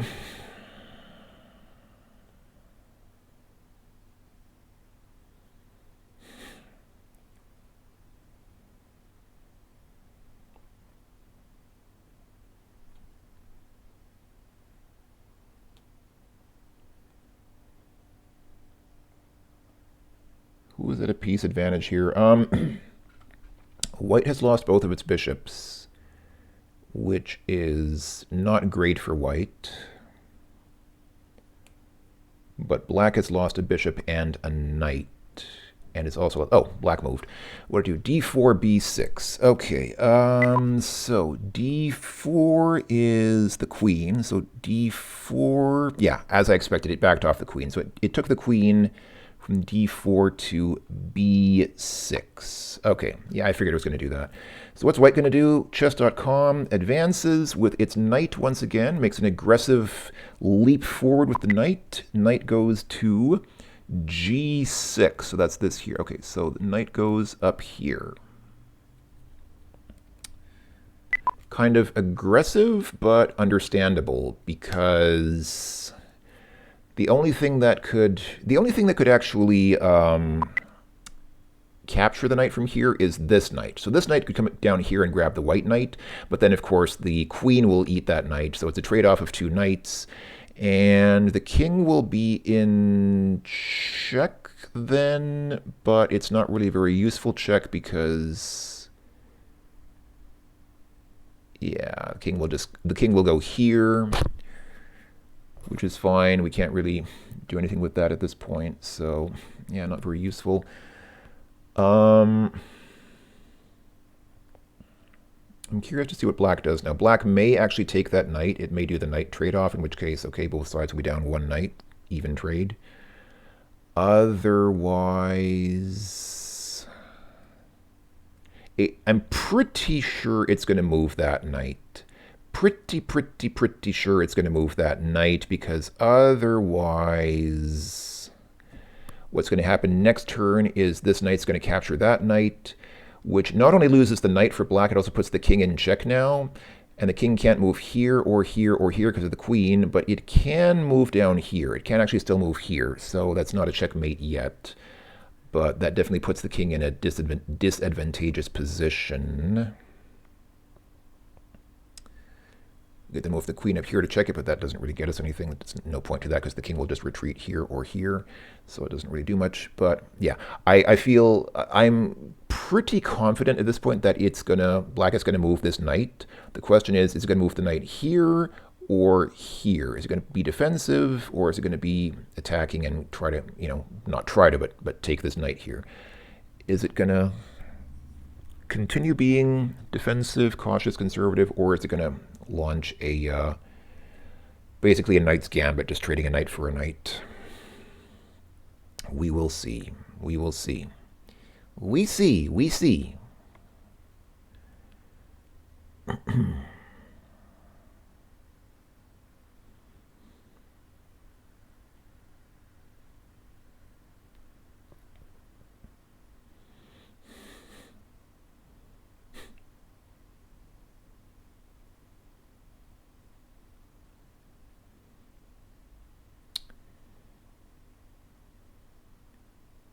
I guess there are two types of people in the world. There's one type of person who is bored stiff, like absolutely bored to death by all of this, and has long ago skipped ahead in the video.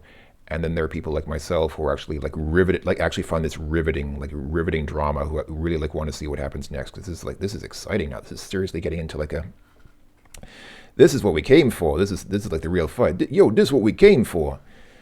Like I said, I don't really get bored, so I can just keep doing this for,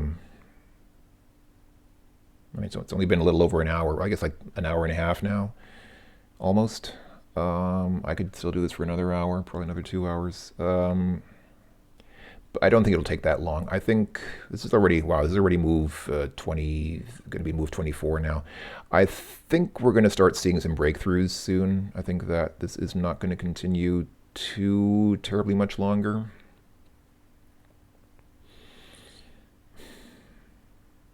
Feel like, I mean, 7 pieces have already been captured. Of the 32 pieces on the board, almost a quarter of them are already captured, so we've already had significant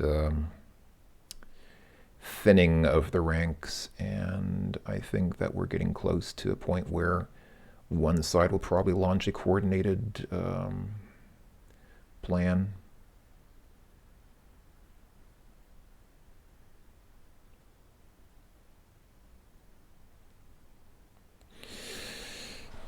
Oh boy, oh boy, oh boy.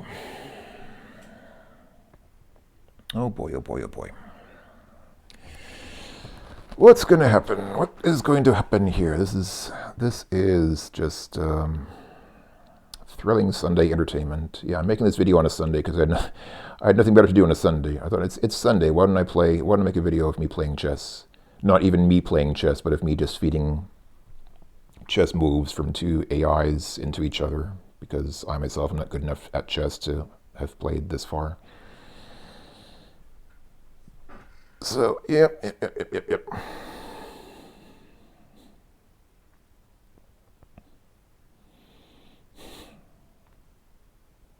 It does sort of display how hilariously impassive chess is when two very good players play against each other, because, it's like tic-tac-toe kind of. Tic-tac-toe is obviously much simpler than chess, but in tic-tac-toe, if both players play perfectly, then tic-tac-toe always ends in a draw. I don't think there's a way to force a win in tic-tac-toe. Am I wrong about that? Since we're waiting here, since we have probably plenty of time before Chessmaster moves again, let me just make sure that I'm not saying something that's wrong. I seem to recall that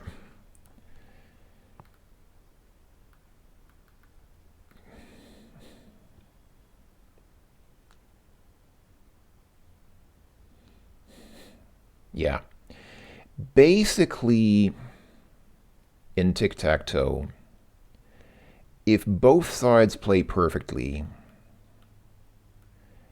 then tic-tac-toe will always result in a draw. You will never win if both players don't make a mistake. It's kind of like that line from War Games. A strange game. The only winning move is not to play. That was a bit of a different premise, but kind of similar idea. It's like there's no winning move. If both sides are perfectly balanced against each other, there's no way to win. They'll either destroy each other, or in the case of global thermonuclear warfare, both sides will just destroy each other into oblivion. Or in a game like tic-tac-toe or chess, they just kind of remain at an impasse. And you're kind of seeing what happens in chess when two players are very good and don't make mistakes. They just sort of end up very cautiously kind of shuffling back and forth, but not really able to launch a coordinated attack because both sides are defending too strongly, and they just end up going like this for sometimes for hours. I mean, yeah, this has been going on for, again, almost an hour and a half now. Now my voice is starting to go. Now I'm starting to realize that my voice is, I don't think I can keep talking like this for another hour, but hopefully I won't have to. I don't think I'll have to.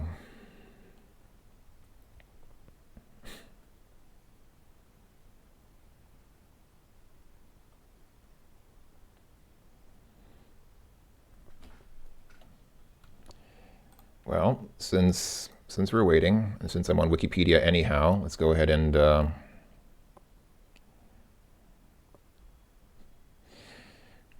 let's read from Wikipedia's Did You Know section. Did you know that François-Edmond Fortier published more than 3,300 postcards of French West Africa between 1901 and 1920? No, I did not know that, but I guess that's good to know. I'm sure someday that information will be useful to me. Did you know that a language riot broke out between members of Our Lady of the Rosary in 1917? Okay, I did not know about that. What's this all about? A language riot. Let's see, what's this about? Okay, it's just like it's just one paragraph. Wikipedia does this a lot. It's just like one paragraph in a larger article.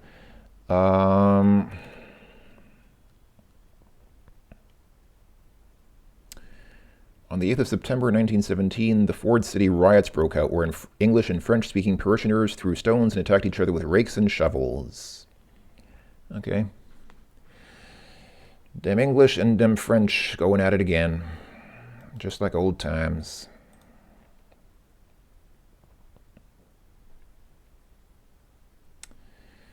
Did you know that Alexander Rodin's opera Katerina was staged despite barricades, bombings, and an air raid alarm?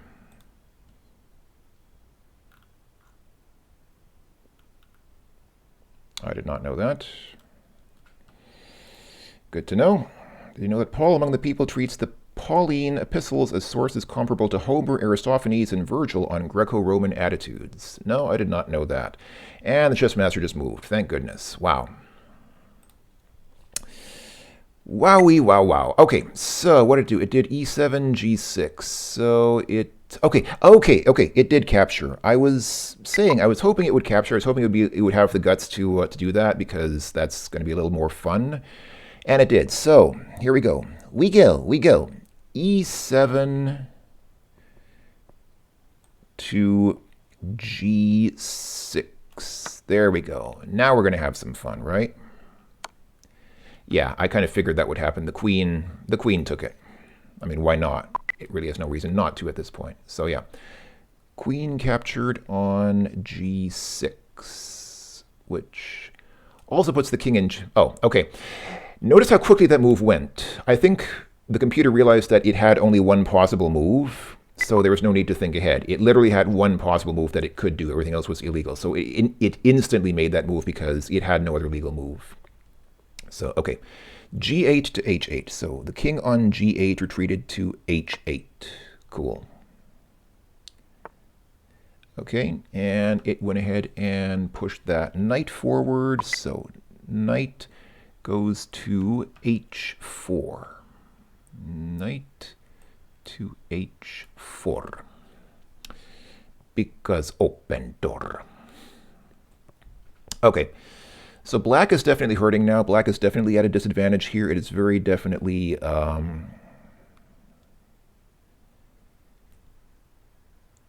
in a disadvantageous position here.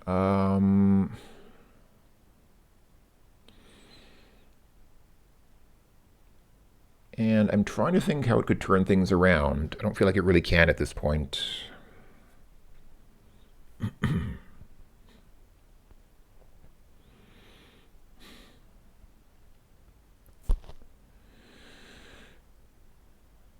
But it's also not really in a position to... White is not in a position to really mount a good attack because it's lost both of its bishops. So its only long-range pieces are the queen and those two rooks. And the rooks are stuck behind pawns. They can't really get into a good attacking position from here. And the queen alone can't really nail the king because if the queen moves up a notch, then the king is just going to capture the queen. And if the queen moves to the right, then obviously the king is just going to move to G8, which is going to be pointless. You could force a stalemate here. If the queen moves to H6 now, then the king will have to move to G8 where it was, and then the queen can move. Okay, it moved. It did F6, F5. Good. So F6 is the pawn, goes to F5. And, okay, it captured with the knight. Interesting. So the knight on H4 captures on F5. There we go.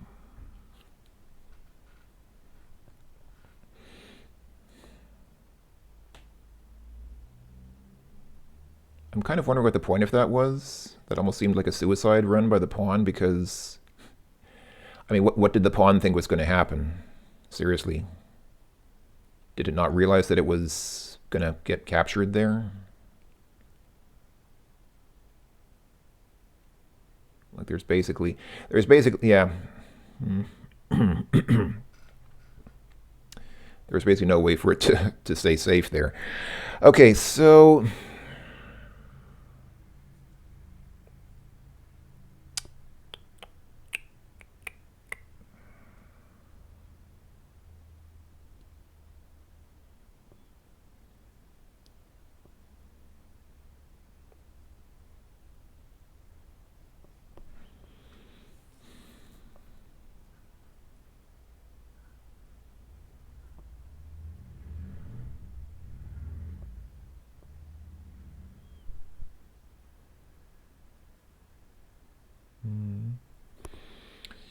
We've now lost how many pieces in total?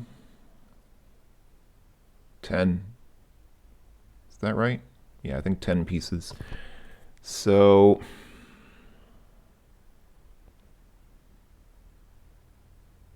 which is almost a third of the pieces on the board, like of the total pieces. So yeah, we're definitely okay. Okay, I thought it might do that. Bit aggressive. I have a feeling I know what's going to happen next, but okay, it did take the bait. So f8, that rook on f8 captured the knight on f5. Now that seems like a very stupid thing to do because, yeah, actually it did. I thought it would capture with the queen, but okay, it captured with the pawn, which doesn't really matter. It makes no difference, I guess. But fine. Okay, so pawn on e4. White pawn on e4, captured on f5. There we go. That seemed like a very bad trade-off to me because, yeah, okay, it captured white's only remaining knight, but black lost a rook for that. That was not worth it. That was not worth losing a rook just to capture the knight. A rook is way better than a knight. That was not a good exchange by black at all, and black must have realized that that would happen, so I don't know why it took that risk. I don't know why the Chessmaster took that risk. Like, the Chessmaster is now doing strange things that make no sense. I guess it realizes that it's out of options, and so it's just taking crazy risks, but these are not smart moves. Like, even I wouldn't do something like that. Even I would know better than do something like that. So it's almost like the Chessmaster is just giving up. Like, again, in computer chess, there is one of the AIs that just starts giving up. It just starts making totally suicidal moves because it doesn't feel like playing anymore. It just sort of develops enough awareness to say, yeah, I don't want to play this game anymore. Screw this. I'm just going to kill myself. Which almost seems like the Chessmaster is doing that at this point.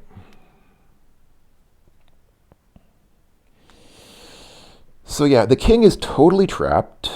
The black king has nowhere to move because any of those three squares that it could move to are covered by the queen. They're blocked by the queen, so the black king is totally backed into a quarter now. And other than that line of pawns on the left, black doesn't have much. I mean, well, it still has a rook, a bishop, and a queen. I mean, the queen is not bad, but on balance, well, it's hard. Yeah.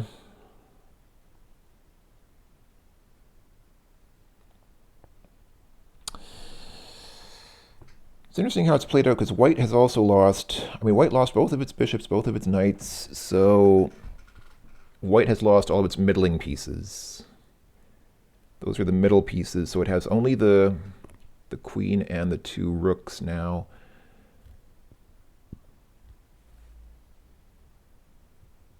But black is definitely at a disadvantage because it lost a rook and both knights and a bishop, so it's really just, yeah, it's down to, yeah. White is definitely at a piece advantage here in terms of how many pieces are left, and it's at a position advantage because black's king is totally undefended, and it's got that white queen there blocking it so that it can't move anywhere. So yeah, positionally and from a piece value perspective, white is definitely pressing the advantage here. So black can't really do much. It cannot it can't move that bishop out of where it is. It can't really do much with that rook. It could pull the queen out, but there's really nothing to do with the queen. There's nowhere for the queen to go that it could actually press its advantage unless, I mean, what it could do is move the black queen to c6. Then after that, it could nail the pawn on a4. That would also put it in a position to take the rook on b3, but so what? The rook would just move. Doesn't really get us anywhere. Doesn't really win anything. I mean, you could take the pawn, but it would probably, white would probably move that pawn forward a square, and so the queen couldn't then capture the pawn either.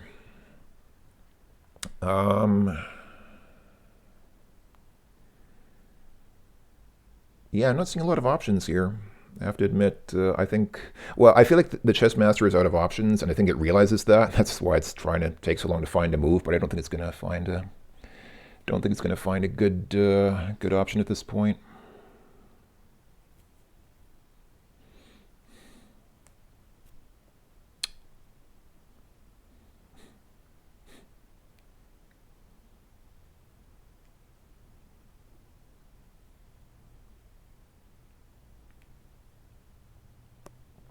Okay. Um, Back to Wikipedia, I guess. Just have some fun reading about. Did you know that Gyula Kakas competed at 2 Olympics in gymnastics, set the Hungarian pole vault record, and played for a national champion football club? No, I did not. That's actually a pretty amazing story because most athletes will specialize in just one sport. It's really not possible. It's generally not humanly possible to be like a brilliant athlete in more than one thing, to be like a world class athlete in more than one sport.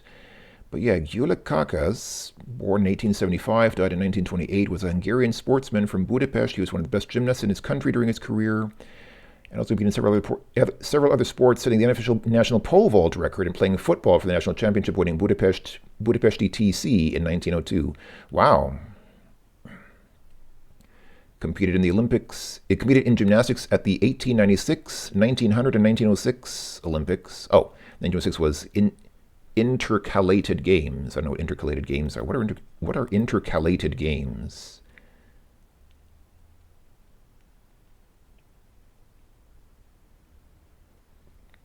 Interesting. They were at the time considered to be Olympic Games and referred to as the Second International Olympic Games in Athens. Okay, interesting. That's news to me. I had not heard of that. I learned something today. Don't know that I'll be able to make much use of that information, but I guess I learned something. So yeah, Gyula Kakas, born in Budapest, died in Budapest.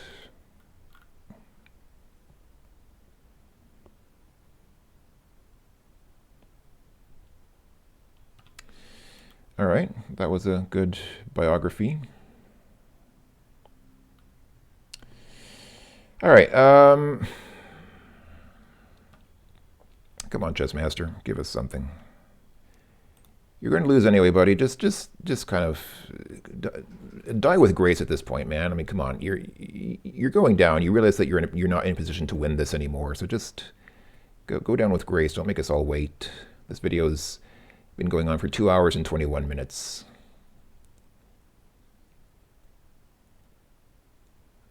I mean,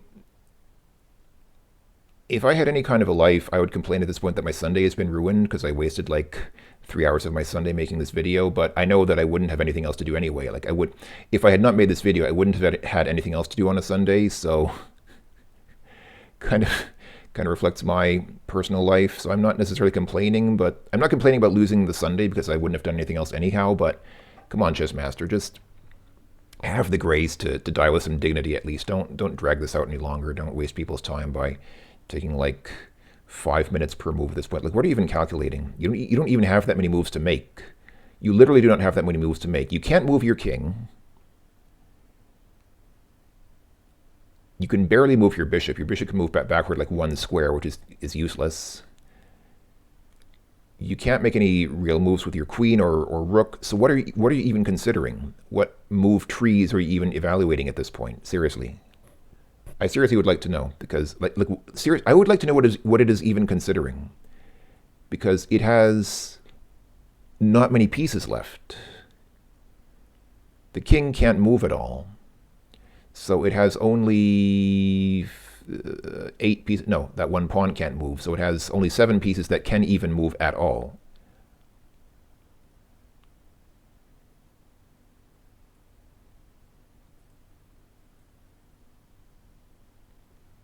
How can it take this long to evaluate a move tree at this point when...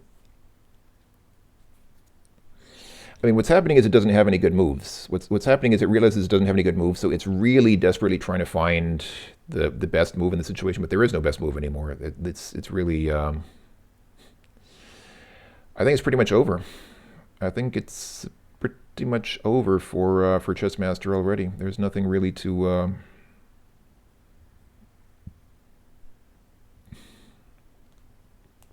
Nothing really to be done from this point. So I don't know why it's taking so long to try to evaluate its own demise.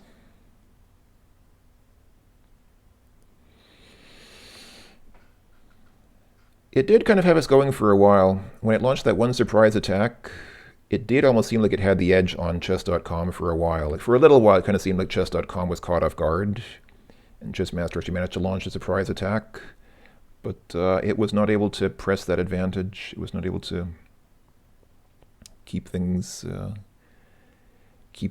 its side for very long.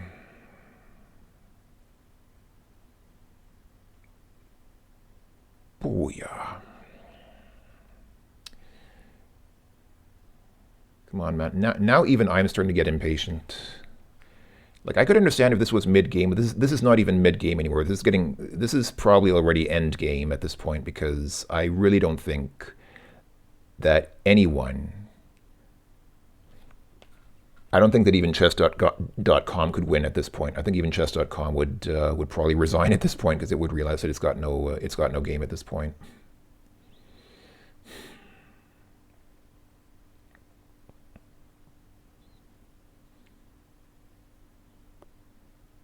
You can also resign in this game. Like you do actually have the option. In Chessmaster, you do have the option of proposing a resignation, of offering a resignation, or no, you can offer a draw. That's the thing. Like you can actually offer a draw, and the computer may accept, and it may also ask you to draw or resign. I think sometimes it'll ask you if you want to accept its draw or resignation, and you have the option of saying yes or no. I wonder. Actually, I'm not sure if a resignation can be denied. A draw can definitely be denied. Like it can definitely say, no, I don't agree to a draw. But I wonder if you can deny someone's resignation. Because a resignation is a win. Like if your opponent resigns, you win. So there's really no technical advantage to denying a resignation unless you really just want to see them lose, unless you really want to just go through the process of having them fight it out to the bitter end. But that's just kind of sadistic. I don't know if you can actually refuse a resignation in this game. Can you even refuse a resignation in real life? Actually, let me Google this. I use the Google. Actually, no, I don't use Google anymore. Google started requiring JavaScript. So I stopped using Google because it doesn't work in my web browser anymore. I started using DuckDuckGo. I'm going to use the DuckDuckGo to check, can a resignation in chess be refused? Chess.com, are you allowed to refuse someone else's resignation? Let's see.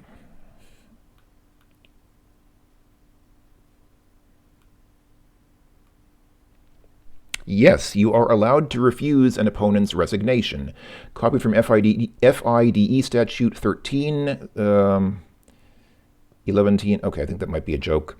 A player may refuse an opponent's resignation and compel them to finish out the game, provided the player wishing to resign isn't suffering from any sort of medical emergency or sudden personal hardship. If the player whose resignation was refused refuses to accept the refusing Wait, is this a joke?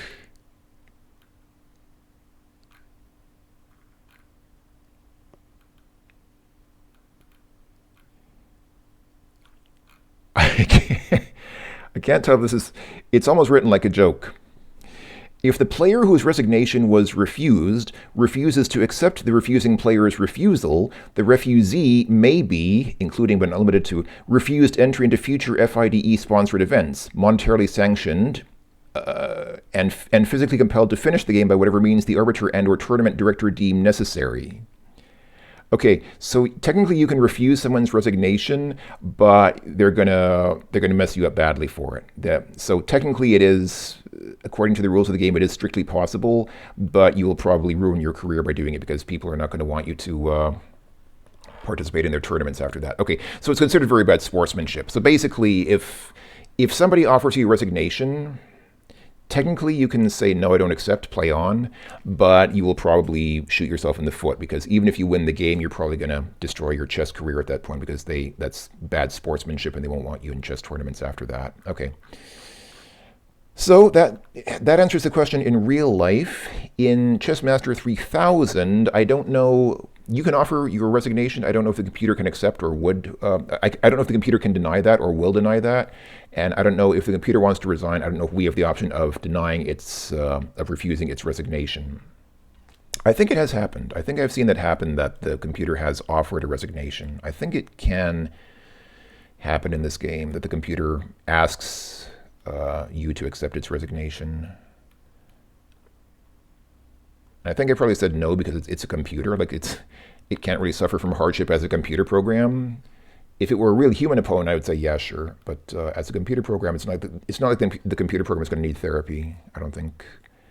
If you refuse to accept its resignation, it works a little differently playing against a computer as opposed to playing against a human being.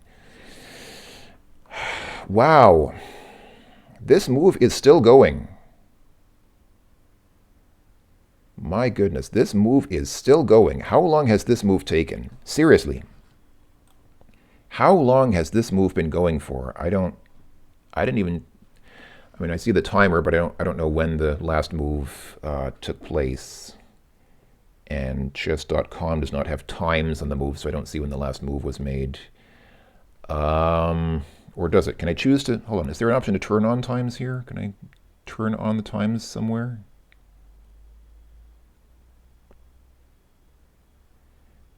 Can I say, show me the times, please?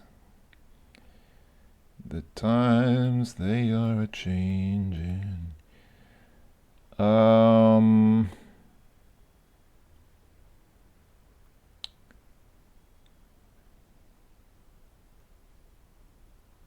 don't see an option to show the times. Oh, it moved. Chessmaster moved. What did it do? A8 to F8. Okay, so, okay, that's the rook. So it took the rook and put the rook on F8. Okay. Rook to F8. What does chess.com do? It punts that pawn one square forward. Which pawn? The one on F5. Okay. So pawn on F5 goes forward one square to F6. Okay, fair enough.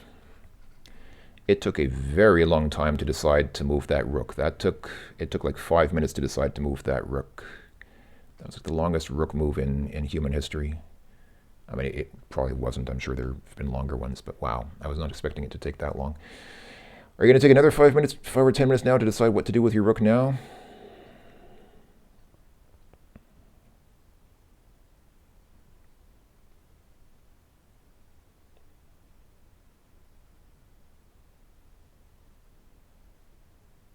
It's probably going to take another 5 or 10 minutes to decide what to do now. Boy. Boy, oh boy, oh boy.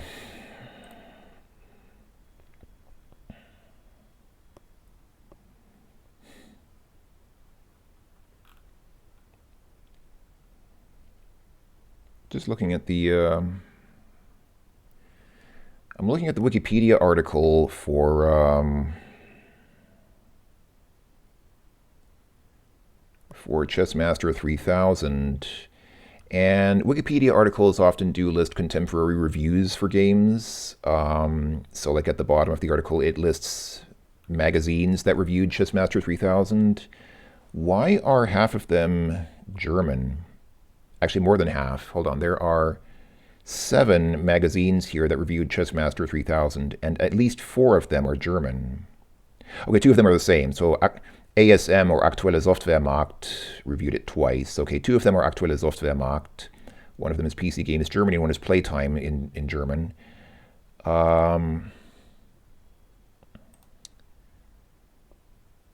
Okay, there's one called Game Players, PC Entertainment, which I guess was American. There's one called Top Secret, oh, which was Polish. Okay, Polish magazine. So you had, and then All Game Guide is, oh, that's a later thing. That's not a contemporary one. That's some American thing that came later. Okay, so of contemporary reviews for this game, 1 is American, 1 is Polish, and 4 are German. Were there that many German magazines back in the day? I mean, of course there were, European countries had trade magazines about video games and computer games. I mean, there were French magazines, there were German magazines, there were Spanish, Italian, Polish, Finnish magazines. But why does the article only list the German ones?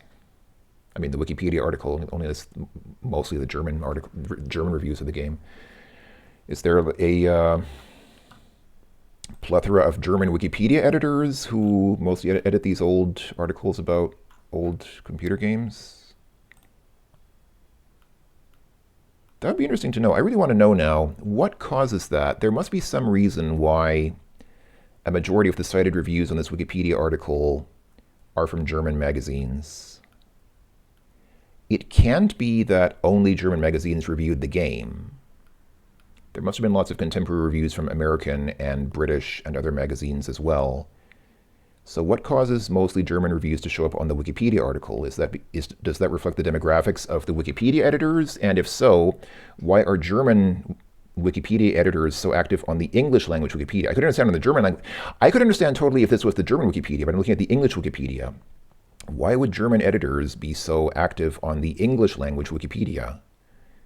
Is this an Anschluss of the English Wikipedia? Okay, speaking of Anschluss, Chessmaster moved. What did it do? It moved f8 to f6. So it did capture with, okay, it took that, wow.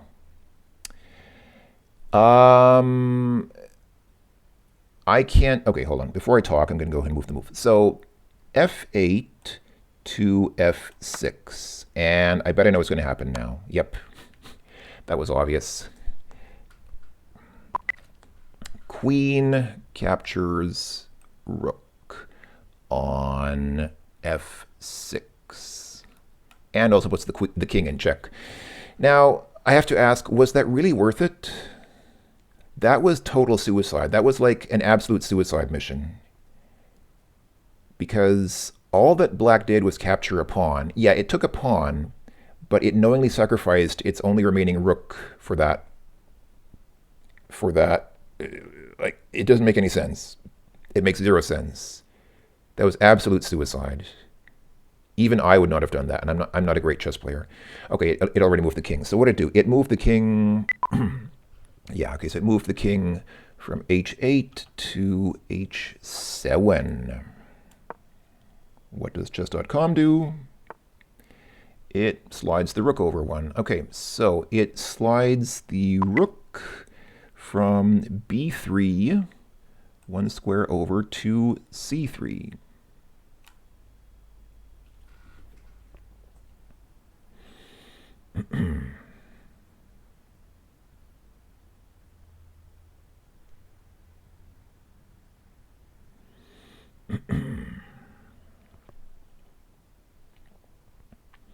I mean, I know I said that black was in a bad position before, but it's like it's almost like it's deliberately trying to make itself a worse position, because at least having a rook gave it some fighting chance, but it has literally no powerful piece left except for that queen.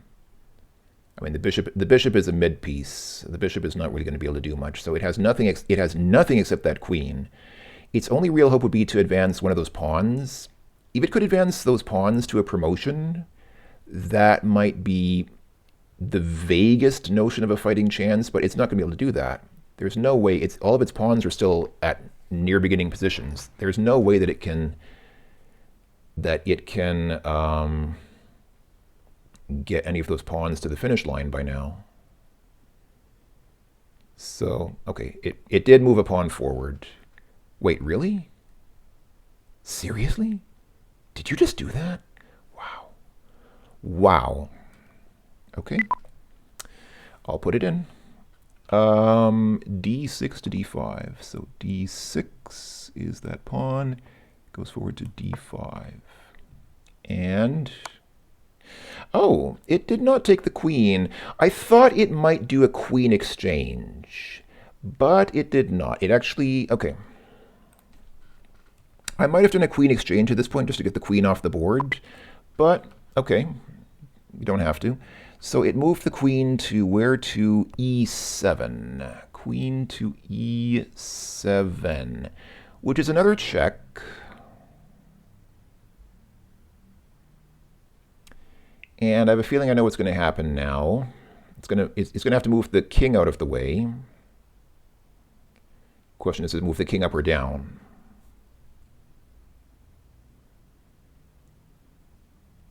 You don't need to think about it this long, buddy. The only thing you can do is move your king. Okay. Thank goodness it didn't take forever. I thought it was going to take like 10 minutes to figure out which of those 4 squares to move the king to. Okay, it did h7 to g6. Does that make a lot of sense? I'm not sure that it does, but okay, that's what it did. And yeah, okay, I kind of thought that that might happen. The rook captured that pawn, so rook captures on c7. Now, it might do the queen exchange at this point. It might, no, actually, that's not a queen, that's not really a queen exchange. It would take white's rook and lose black's queen. I think that would be too, no. Black's queen is too precious to sacrifice like that. If the black queen takes that rook now, that's going to be the stupidest thing possible because black is going to lose its queen for the purpose of taking a rook. And yeah, rook is good, but it's not worth losing the queen over. It might do that. Considering what it did before, considering how it just tossed away one of its rooks for that pawn, just for the sake of capturing a pawn, if it's that desperate, then it might actually do that at this point, but I kind of doubt it. I kind of doubt that it's going to do that. Let's see what it does. We're definitely getting very close to the end game here. This is not going to last much longer, I don't think. It can't last much longer.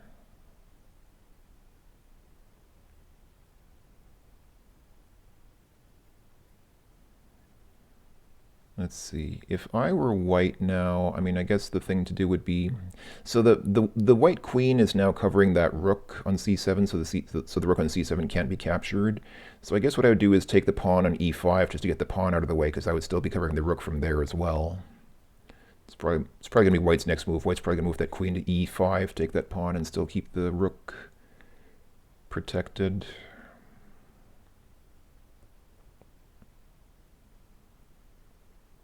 That also, that would also mean that we could then move the rook to g7, check the king there. That's not a checkmate yet though, because the king can still move to h6.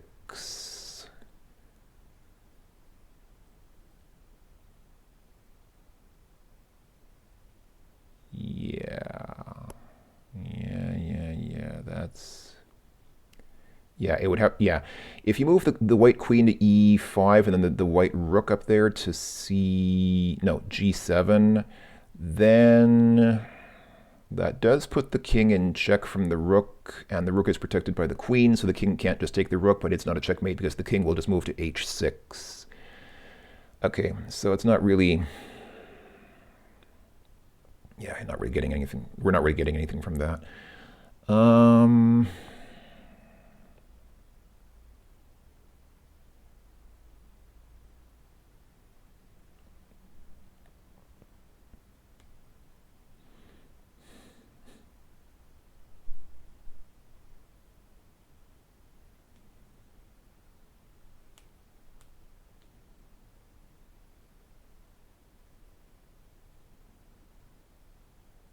I still can't believe it's taking this long. Dude, it doesn't even have a rook anymore. You've got a bishop that can move one square.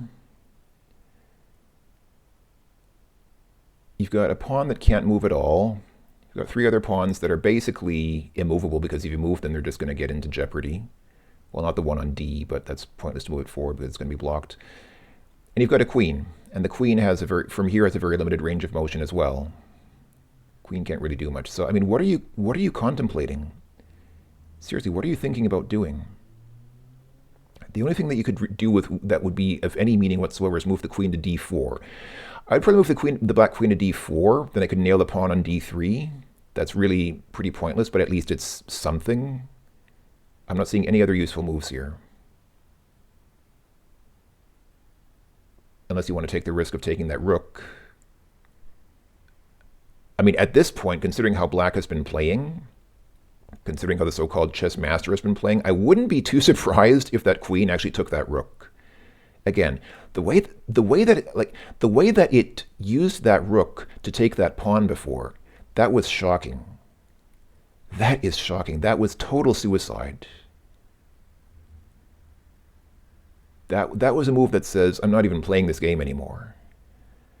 So if it's going to do something, if it's doing stuff like that at this point, then like I said, I would not be more surprised than that if it took the rook now with the queen. But I feel like it's not going to. I feel like it's not going to do that. I feel like it wants to protect its queen more. I might be wrong. I could be wrong. Maybe it won't, but well, we'll see. We'll see. I'm just... Oh, come on, man. Now I'm excited. This is really like the last stages. This is seriously getting into the end game now. So this is really like... This is really... I'm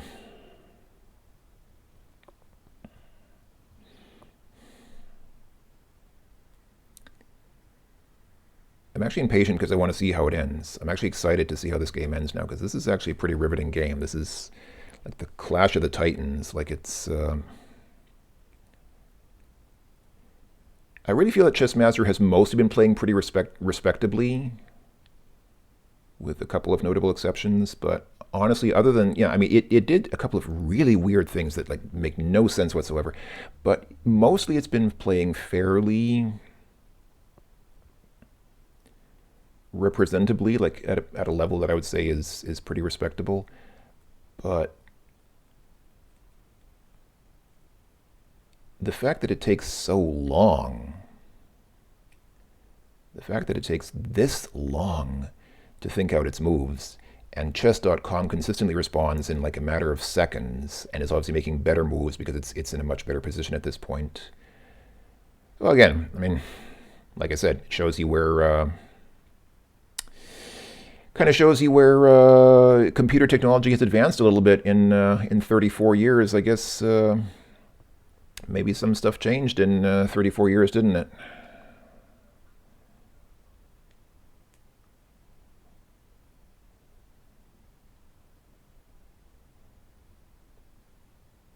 It's hard to believe that this game is 34 years old.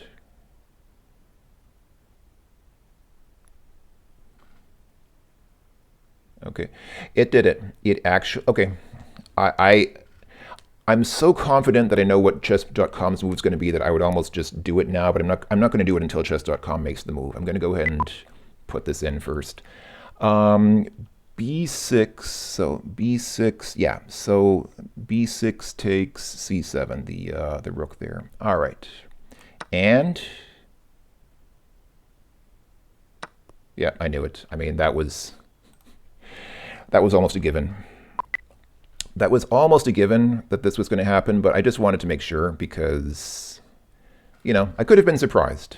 Maybe it would have surprised us. Maybe it would have done some really crazy, wacky thing. I didn't want to make assumptions, even when the assumption seemed that obvious. Seemed very obvious to me, but you never know. I want to be cautious because, yeah. If the games get out of sync, if you accidentally make a move in one game that the computer didn't make in the other, now you're a little bit screwed. Because you cannot... Well, in chess.com, you can take moves back. In Chessmaster, in championship mode, you cannot. If I screw up and make a wrong move in Chessmaster, in the Chessmaster 3000 game, I will not be able to take back that move. And that means that I would have to... yeah, then the games are out of sync, and so the moves don't necessarily reflect what you're supposed to do. So yeah, it's important to make sure that you don't make a wrong move at this point, or at any point, because making a wrong move, you cannot take it back when you're doing this, when you're playing in this mode, in this game. But yeah, black is basically...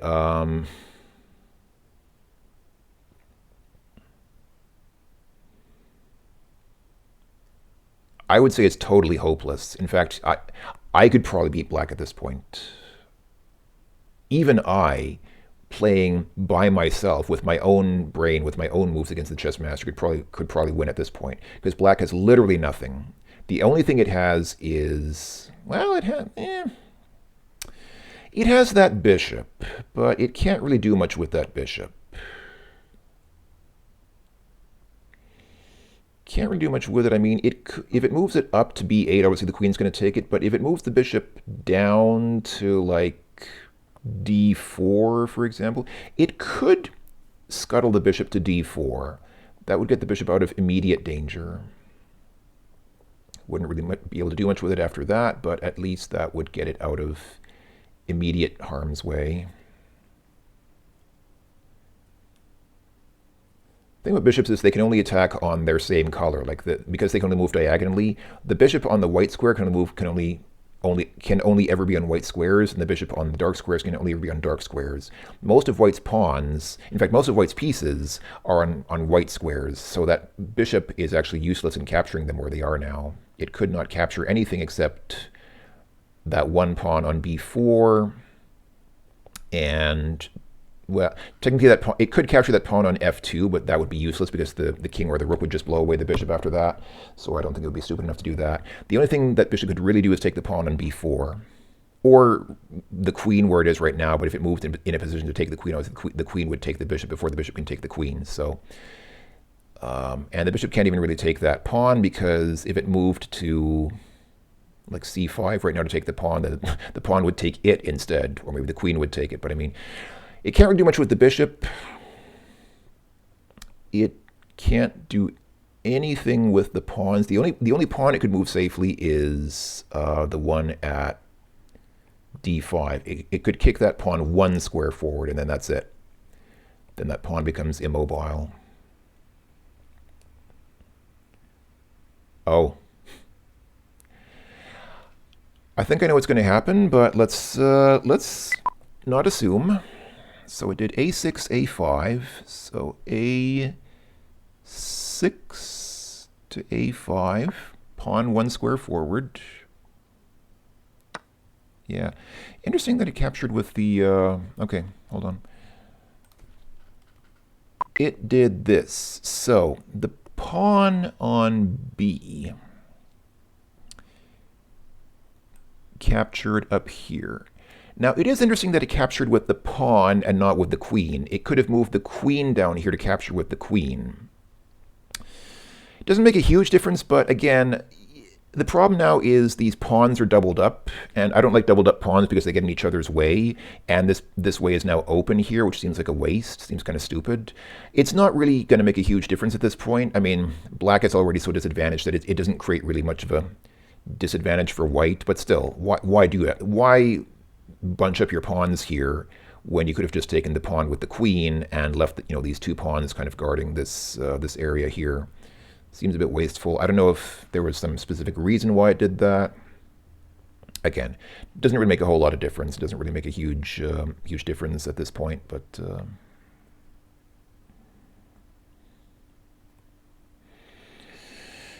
okay, so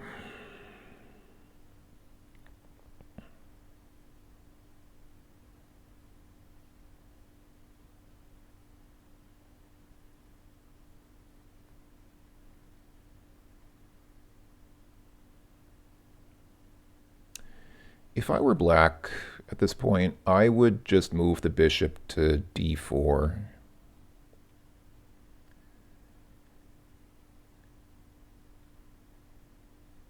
Not that that really gets you anywhere, but that's literally the only move that doesn't get you losing more pieces.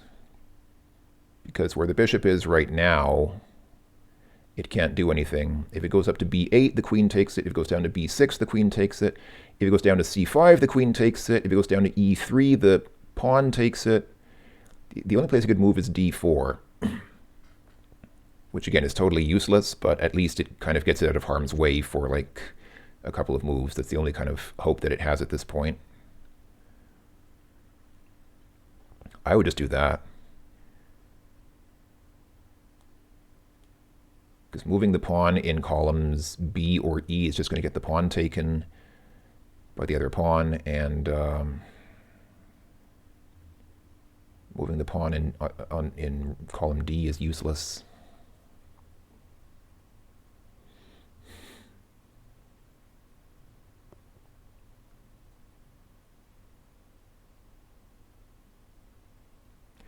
You don't need to think about it this long, man. You've got nothing left. You've got 5 pieces left, and they're not even that mobile. These are not even like highly mobile long-range pieces.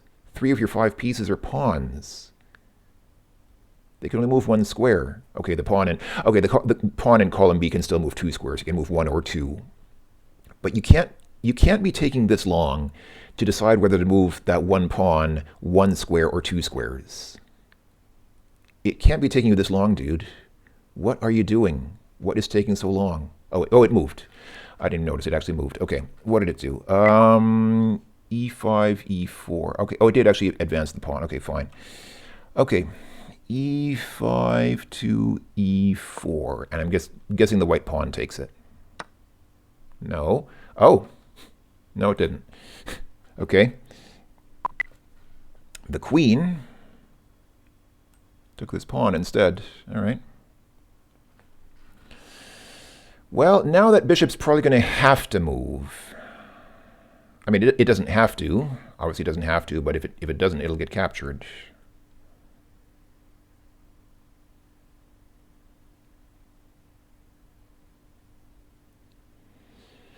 At this point, it'll do one of 2 things. It'll capture with this pawn down here, which seems like not a bad thing to do, but it doesn't really get you much because, yeah, obviously it would be nice to promote that pawn to a queen here, but this rook's just going to take it instantly. You will never get to use that queen because this rook's going to snatch it right away.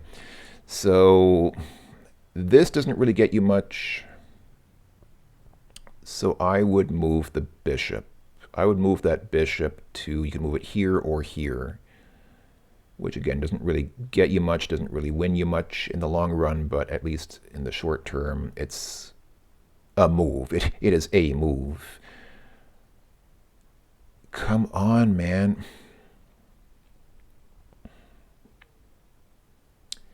It's down to 4 pieces. Why is it taking this long to figure out what to do with 4 pieces, which again are not even that mobile? The only highly mobile piece it has left is the bishop, and it can't be taking this long to figure out all the possible move trees with the bishop. There are not that many possible moves left. Come on, man. It can't be taking this long. I mean, it is taking this long. Obviously, it is taking this long, but why are you taking this long? I could understand before, like in the earlier game when it took like 5 minutes to make a move. Okay, I could understand that. I absolutely do not understand how it can possibly take 5 minutes to make a move now at this point.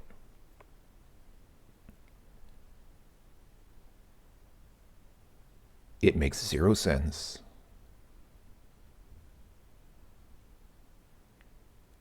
This does not make any sense at all. This doesn't even make kopecks or centimes or whatever.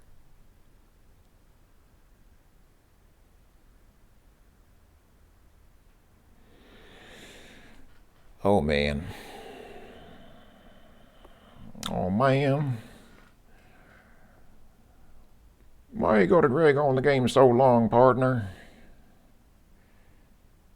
Just make your move, son. You got nothing left. What you gotta live for?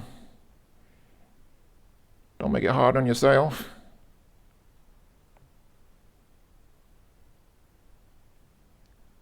Unbelievable. This is actually unbelievable. A couple of the moves that the Chessmaster has made have shocked me by how reckless they were, but now I'm just shocked at the fact that it's taking this long to make this move at this point. Because like it is literally shocking to me that it's taking this long to calculate a move because there is so little that it can do. It literally cannot have a move tree that's that extensive.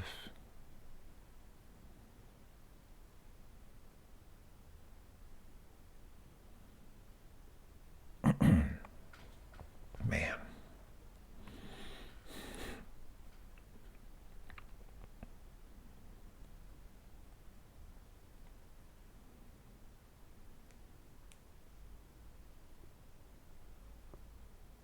Okay, that was a fairly sensible move. A7, hold on. A7 to D4. That was a reasonably sensible move, all things considered. Okay, that was kind of predictable. So the queen nailed the pawn on, what is that, d5. Yeah. Queen captures pawn. Okay. That could have been foreseen. Is it going to take like another 5 minutes now to think about what to do here?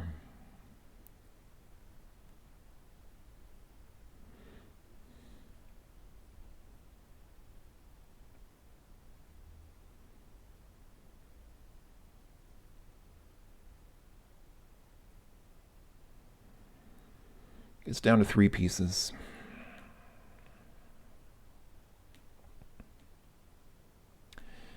It's down to 3 pieces, and of those 3, 2 pieces can only move 1 square at a time now.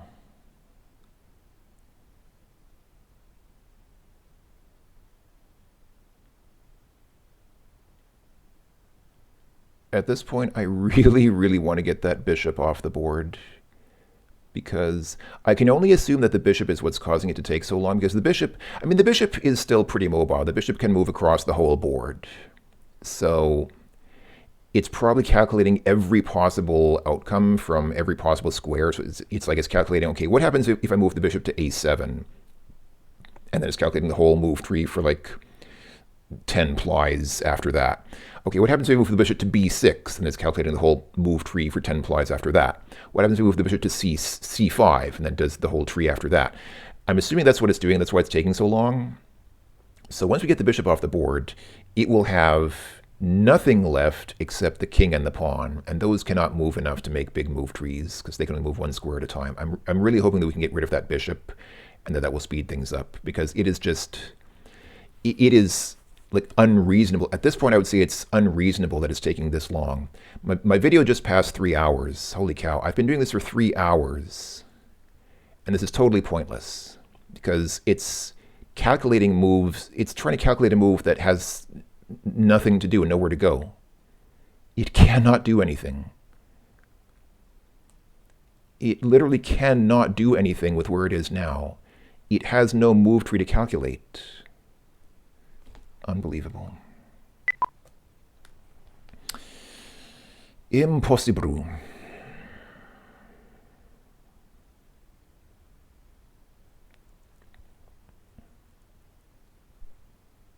Well, sorry folks, I hope that this was entertaining to watch. I wanted to take this all the way to the end, and I thought it might take like an hour or more, but I really didn't think it would take this long.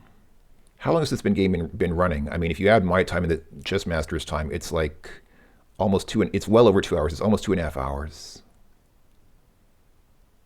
Unbelievable. I really did not expect it. I figured it would take like an hour. I didn't think it would take this long. So I apologize, folks. I hope that,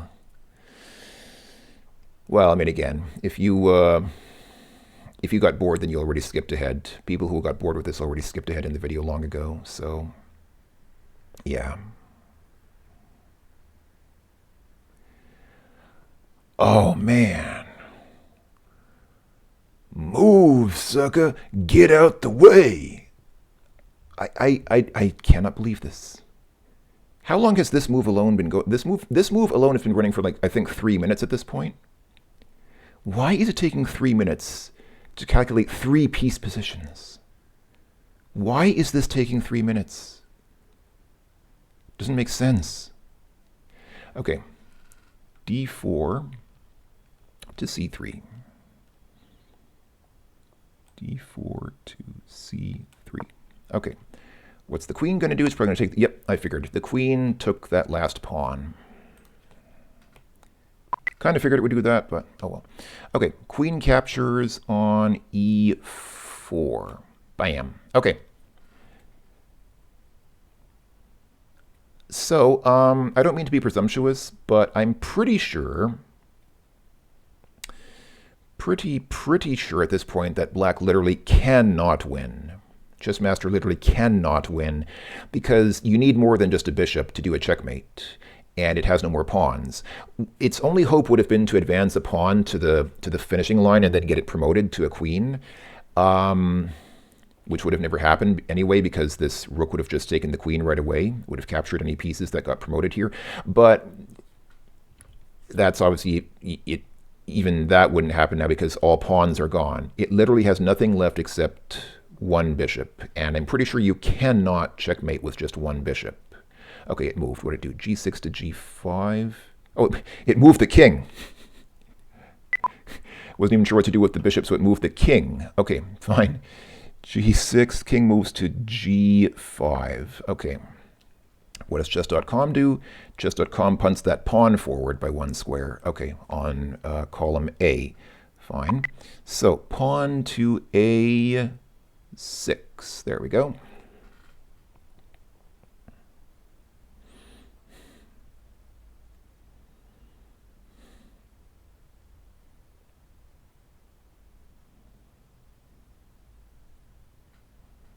Hopefully this will go a little faster now. I mean, it's got 2 pieces left.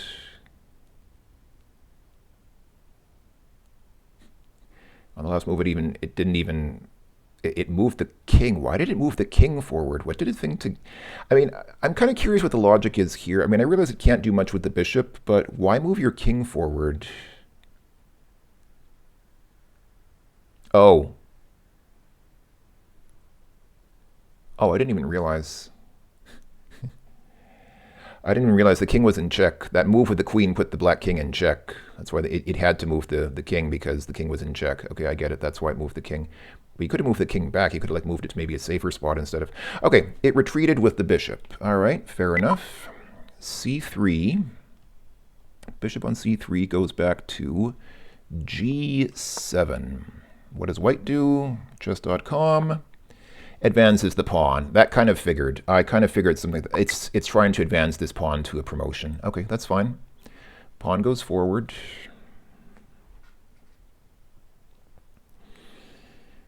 And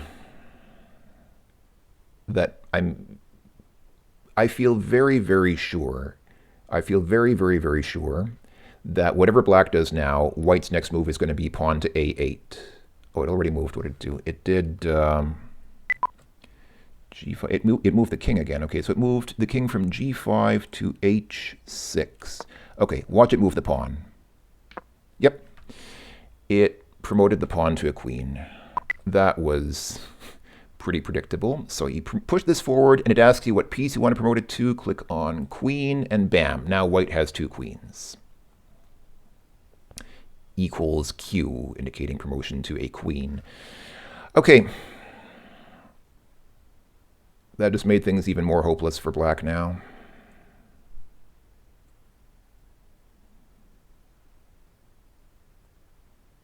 I mean, I could very easily... Even I mean, again, I'm not a very good chess player, but even I could very, very easily win the game at this point, I think. Unless I got too cocky. Unless I got too cocky and started becoming overconfident or something, which could happen. I admit it could happen. I admit that I could still lose at this point. I could like squander my advantage if I get too cocky and too careless. But yeah. Chess.com is not going to do that at this point. Chess.com is not going to get that careless. I mean, this is a foregone conclusion. Oh, wow. Why would it do that? Again, it literally is just giving up the bishop. It literally is, it's suiciding the bishop. The bishop didn't capture anything. It's putting the bishop in a position where it can be captured. G7, D4. It's literally just putting the bishop into a position for it to be... Oh. Why did it do that? Hold on.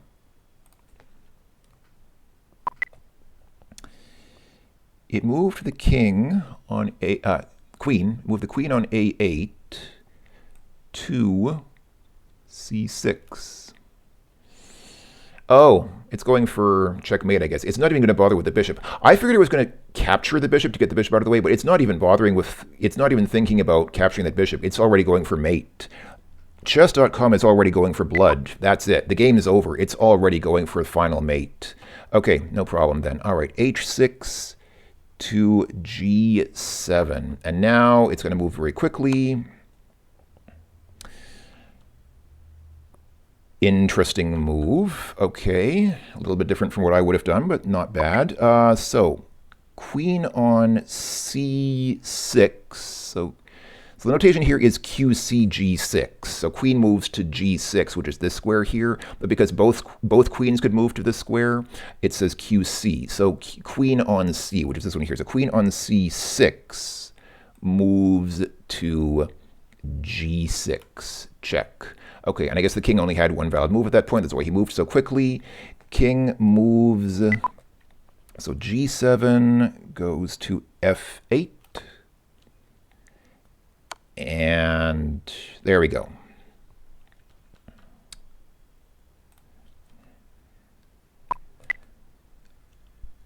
What to do? So queen on E goes to E8 up here. Check and mate. Now, what's very important to understand is that you will only see this message if you have a printer set up in the game. If you don't, then it just gives you the usual black was mated message down here below the game status. Down here you'll see a pop-up saying black was mated, and that's it. But because we have a printer set up, it gives you this exuberant, rambunctious congratulations message in all capital letters. You have defeated the Chessmaster in championship mode! Exclamation mark, exclamation mark. Would you like to print a certificate? So I'll say yes. And you saw the print manager pop up there for a second. So that's it. After the game played for almost 2 hours, and I played for like half an hour,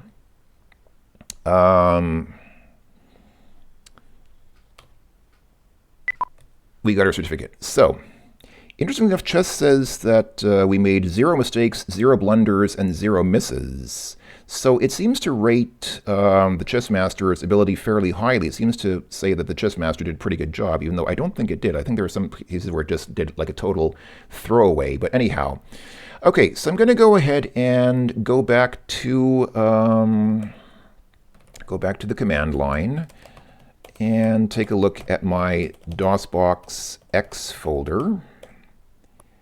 And indeed, I have a file there called output.prn.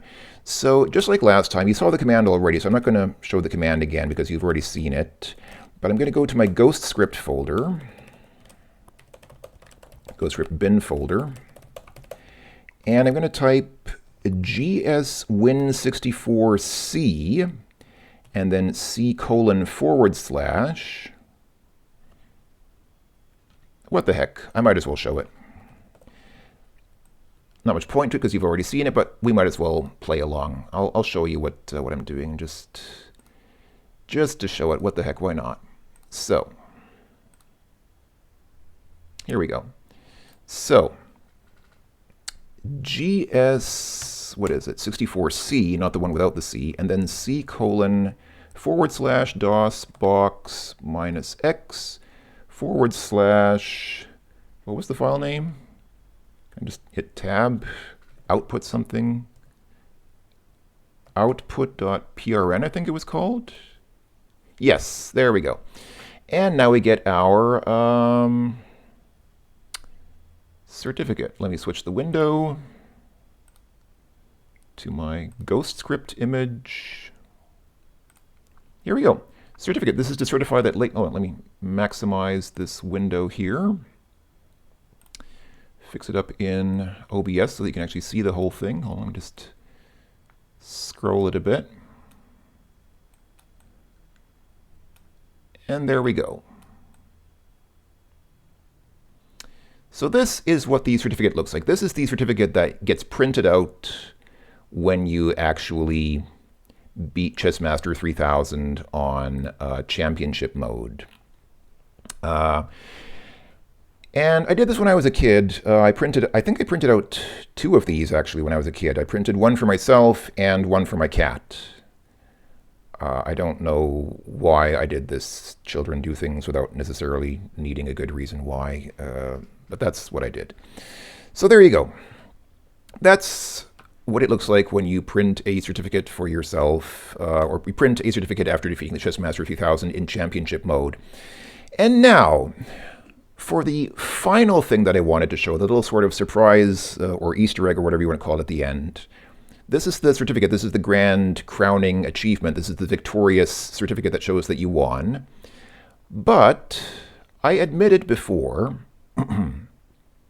that I could not... Let me get the whole certificate in the window. Okay, I guess that is the whole thing. I admitted before that when I was a kid, I could not defeat the Chessmaster 3000 in championship mode, and in fact, I probably couldn't do so today, because I'm not that good of a chess player. I mean, I'm not horrible, but I'm not really that great of a chess player. So, how did I do this when I was 10 years old? Well, I will show you. We show. Go back to DOSBox, show the Chessmaster 3000 game. Yes, so now I'm going to show you something very special. I'm going to go ahead and say, start a new game. Why can't I define the play? You know what, let me just quit out of this. Hold on, let me just quit the game for a second. And I will go back and start it again. Here we go. And I'll say new game. Now by default, you're in a human versus computer game against the Chessmaster. Let's go ahead and put ourselves into a human versus human game. So player 1 is playing against player 2. No problem. Now two human players are playing against each other. What would happen if we turn on the championship play now? It gives us this usual warning. This makes Chessmaster play its strongest game. Would like to continue? Yes, sure. I'll go ahead and put in my name again.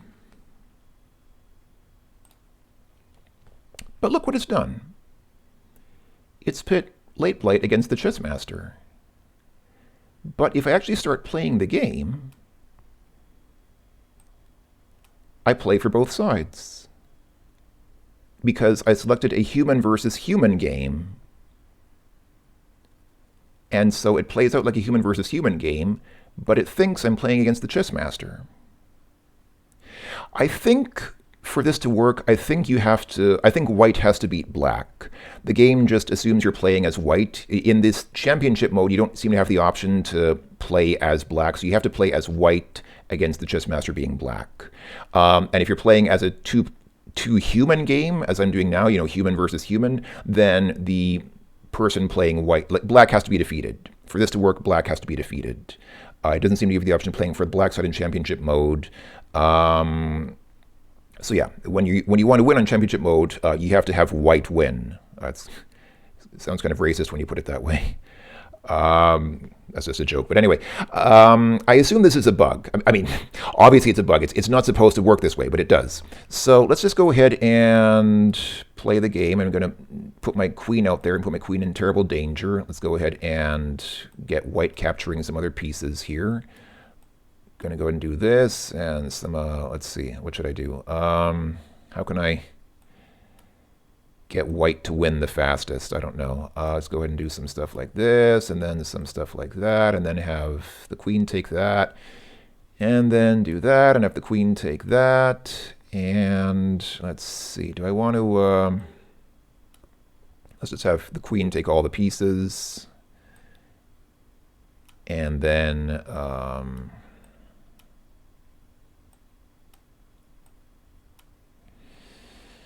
okay, already at this point, I think we can probably, let's see, how can I plan a, trying to think, is there a good way to, all right, let's just do this. Let's go ahead and have this happen, and then black can come down here and get the bishop take. I just like to take all the pieces before I finish. Okay, all right, that's fine. So let's go ahead and move that up there. And I'll advance this to a queen, and there we go. And it gives us the same thing. And we can print another certificate, and it will show us the same thing as before. And you saw black was mated here. And you saw briefly the print manager was here because it was generating the print job, but it went away very quickly. So That's how I did it as a kid. I realized that if you set it up to play human versus human and then start the championship mode, it will actually play it as a human versus human game. But if white wins, it will think that you defeated the Chessmaster. Like I said, it's obviously a bug. Obviously, it's not supposed to work that way, but it does. So this is how I cheesed it when I was 10 years old. And it worked. I got a nice little certificate for myself and for my cat. I don't think I still have them, but now I could generate another one. Now I know how to print from DOSBox, so I could just print more certificates from DOSBox whenever I want to. Make PDFs out of them and then, or PS files, PostScript files, and then print them somewhere. All right, that was it. That is what I wanted to show you folks today. Thanks for watching, everyone. If you stuck around for the whole chess game, then, oh, you can hear the sirens are coming. The paramedics are coming to check on me because I've been playing this game for 3.5 hours now. That's all I wanted to show you, really. It took longer than I'd planned, but we got a nice little chess game in. Kind of saw Chessmaster 3000 play against chess.com. The outcome was predictable. I predicted the outcome before it started, but still it was kind of nice to watch. If you skipped ahead, I don't blame you. I mean, if you skipped to the end just to see what happens after the game was over, like I said, I don't blame you in any shape or form. I didn't really expect anyone to sit around for 3 hours watching two chess AIs play against each other. It went on for way longer than I thought it would, but that was that. That's how you print a certificate from Chessmaster 3000 for Windows using DOSBox-X. So thank you for watching, everyone. Take care of yourselves. I hope that it was at least somewhat entertaining. I'll return hopefully to more regular programming soon. In the meantime, take care of yourselves. Have fun. Enjoy your weekend if it's still Sunday. I mean, I'm making this on Sunday, so if you're watching this on a Sunday, then enjoy the rest of your weekend. And I'll talk to you folks all later. Until then, goodbye for now.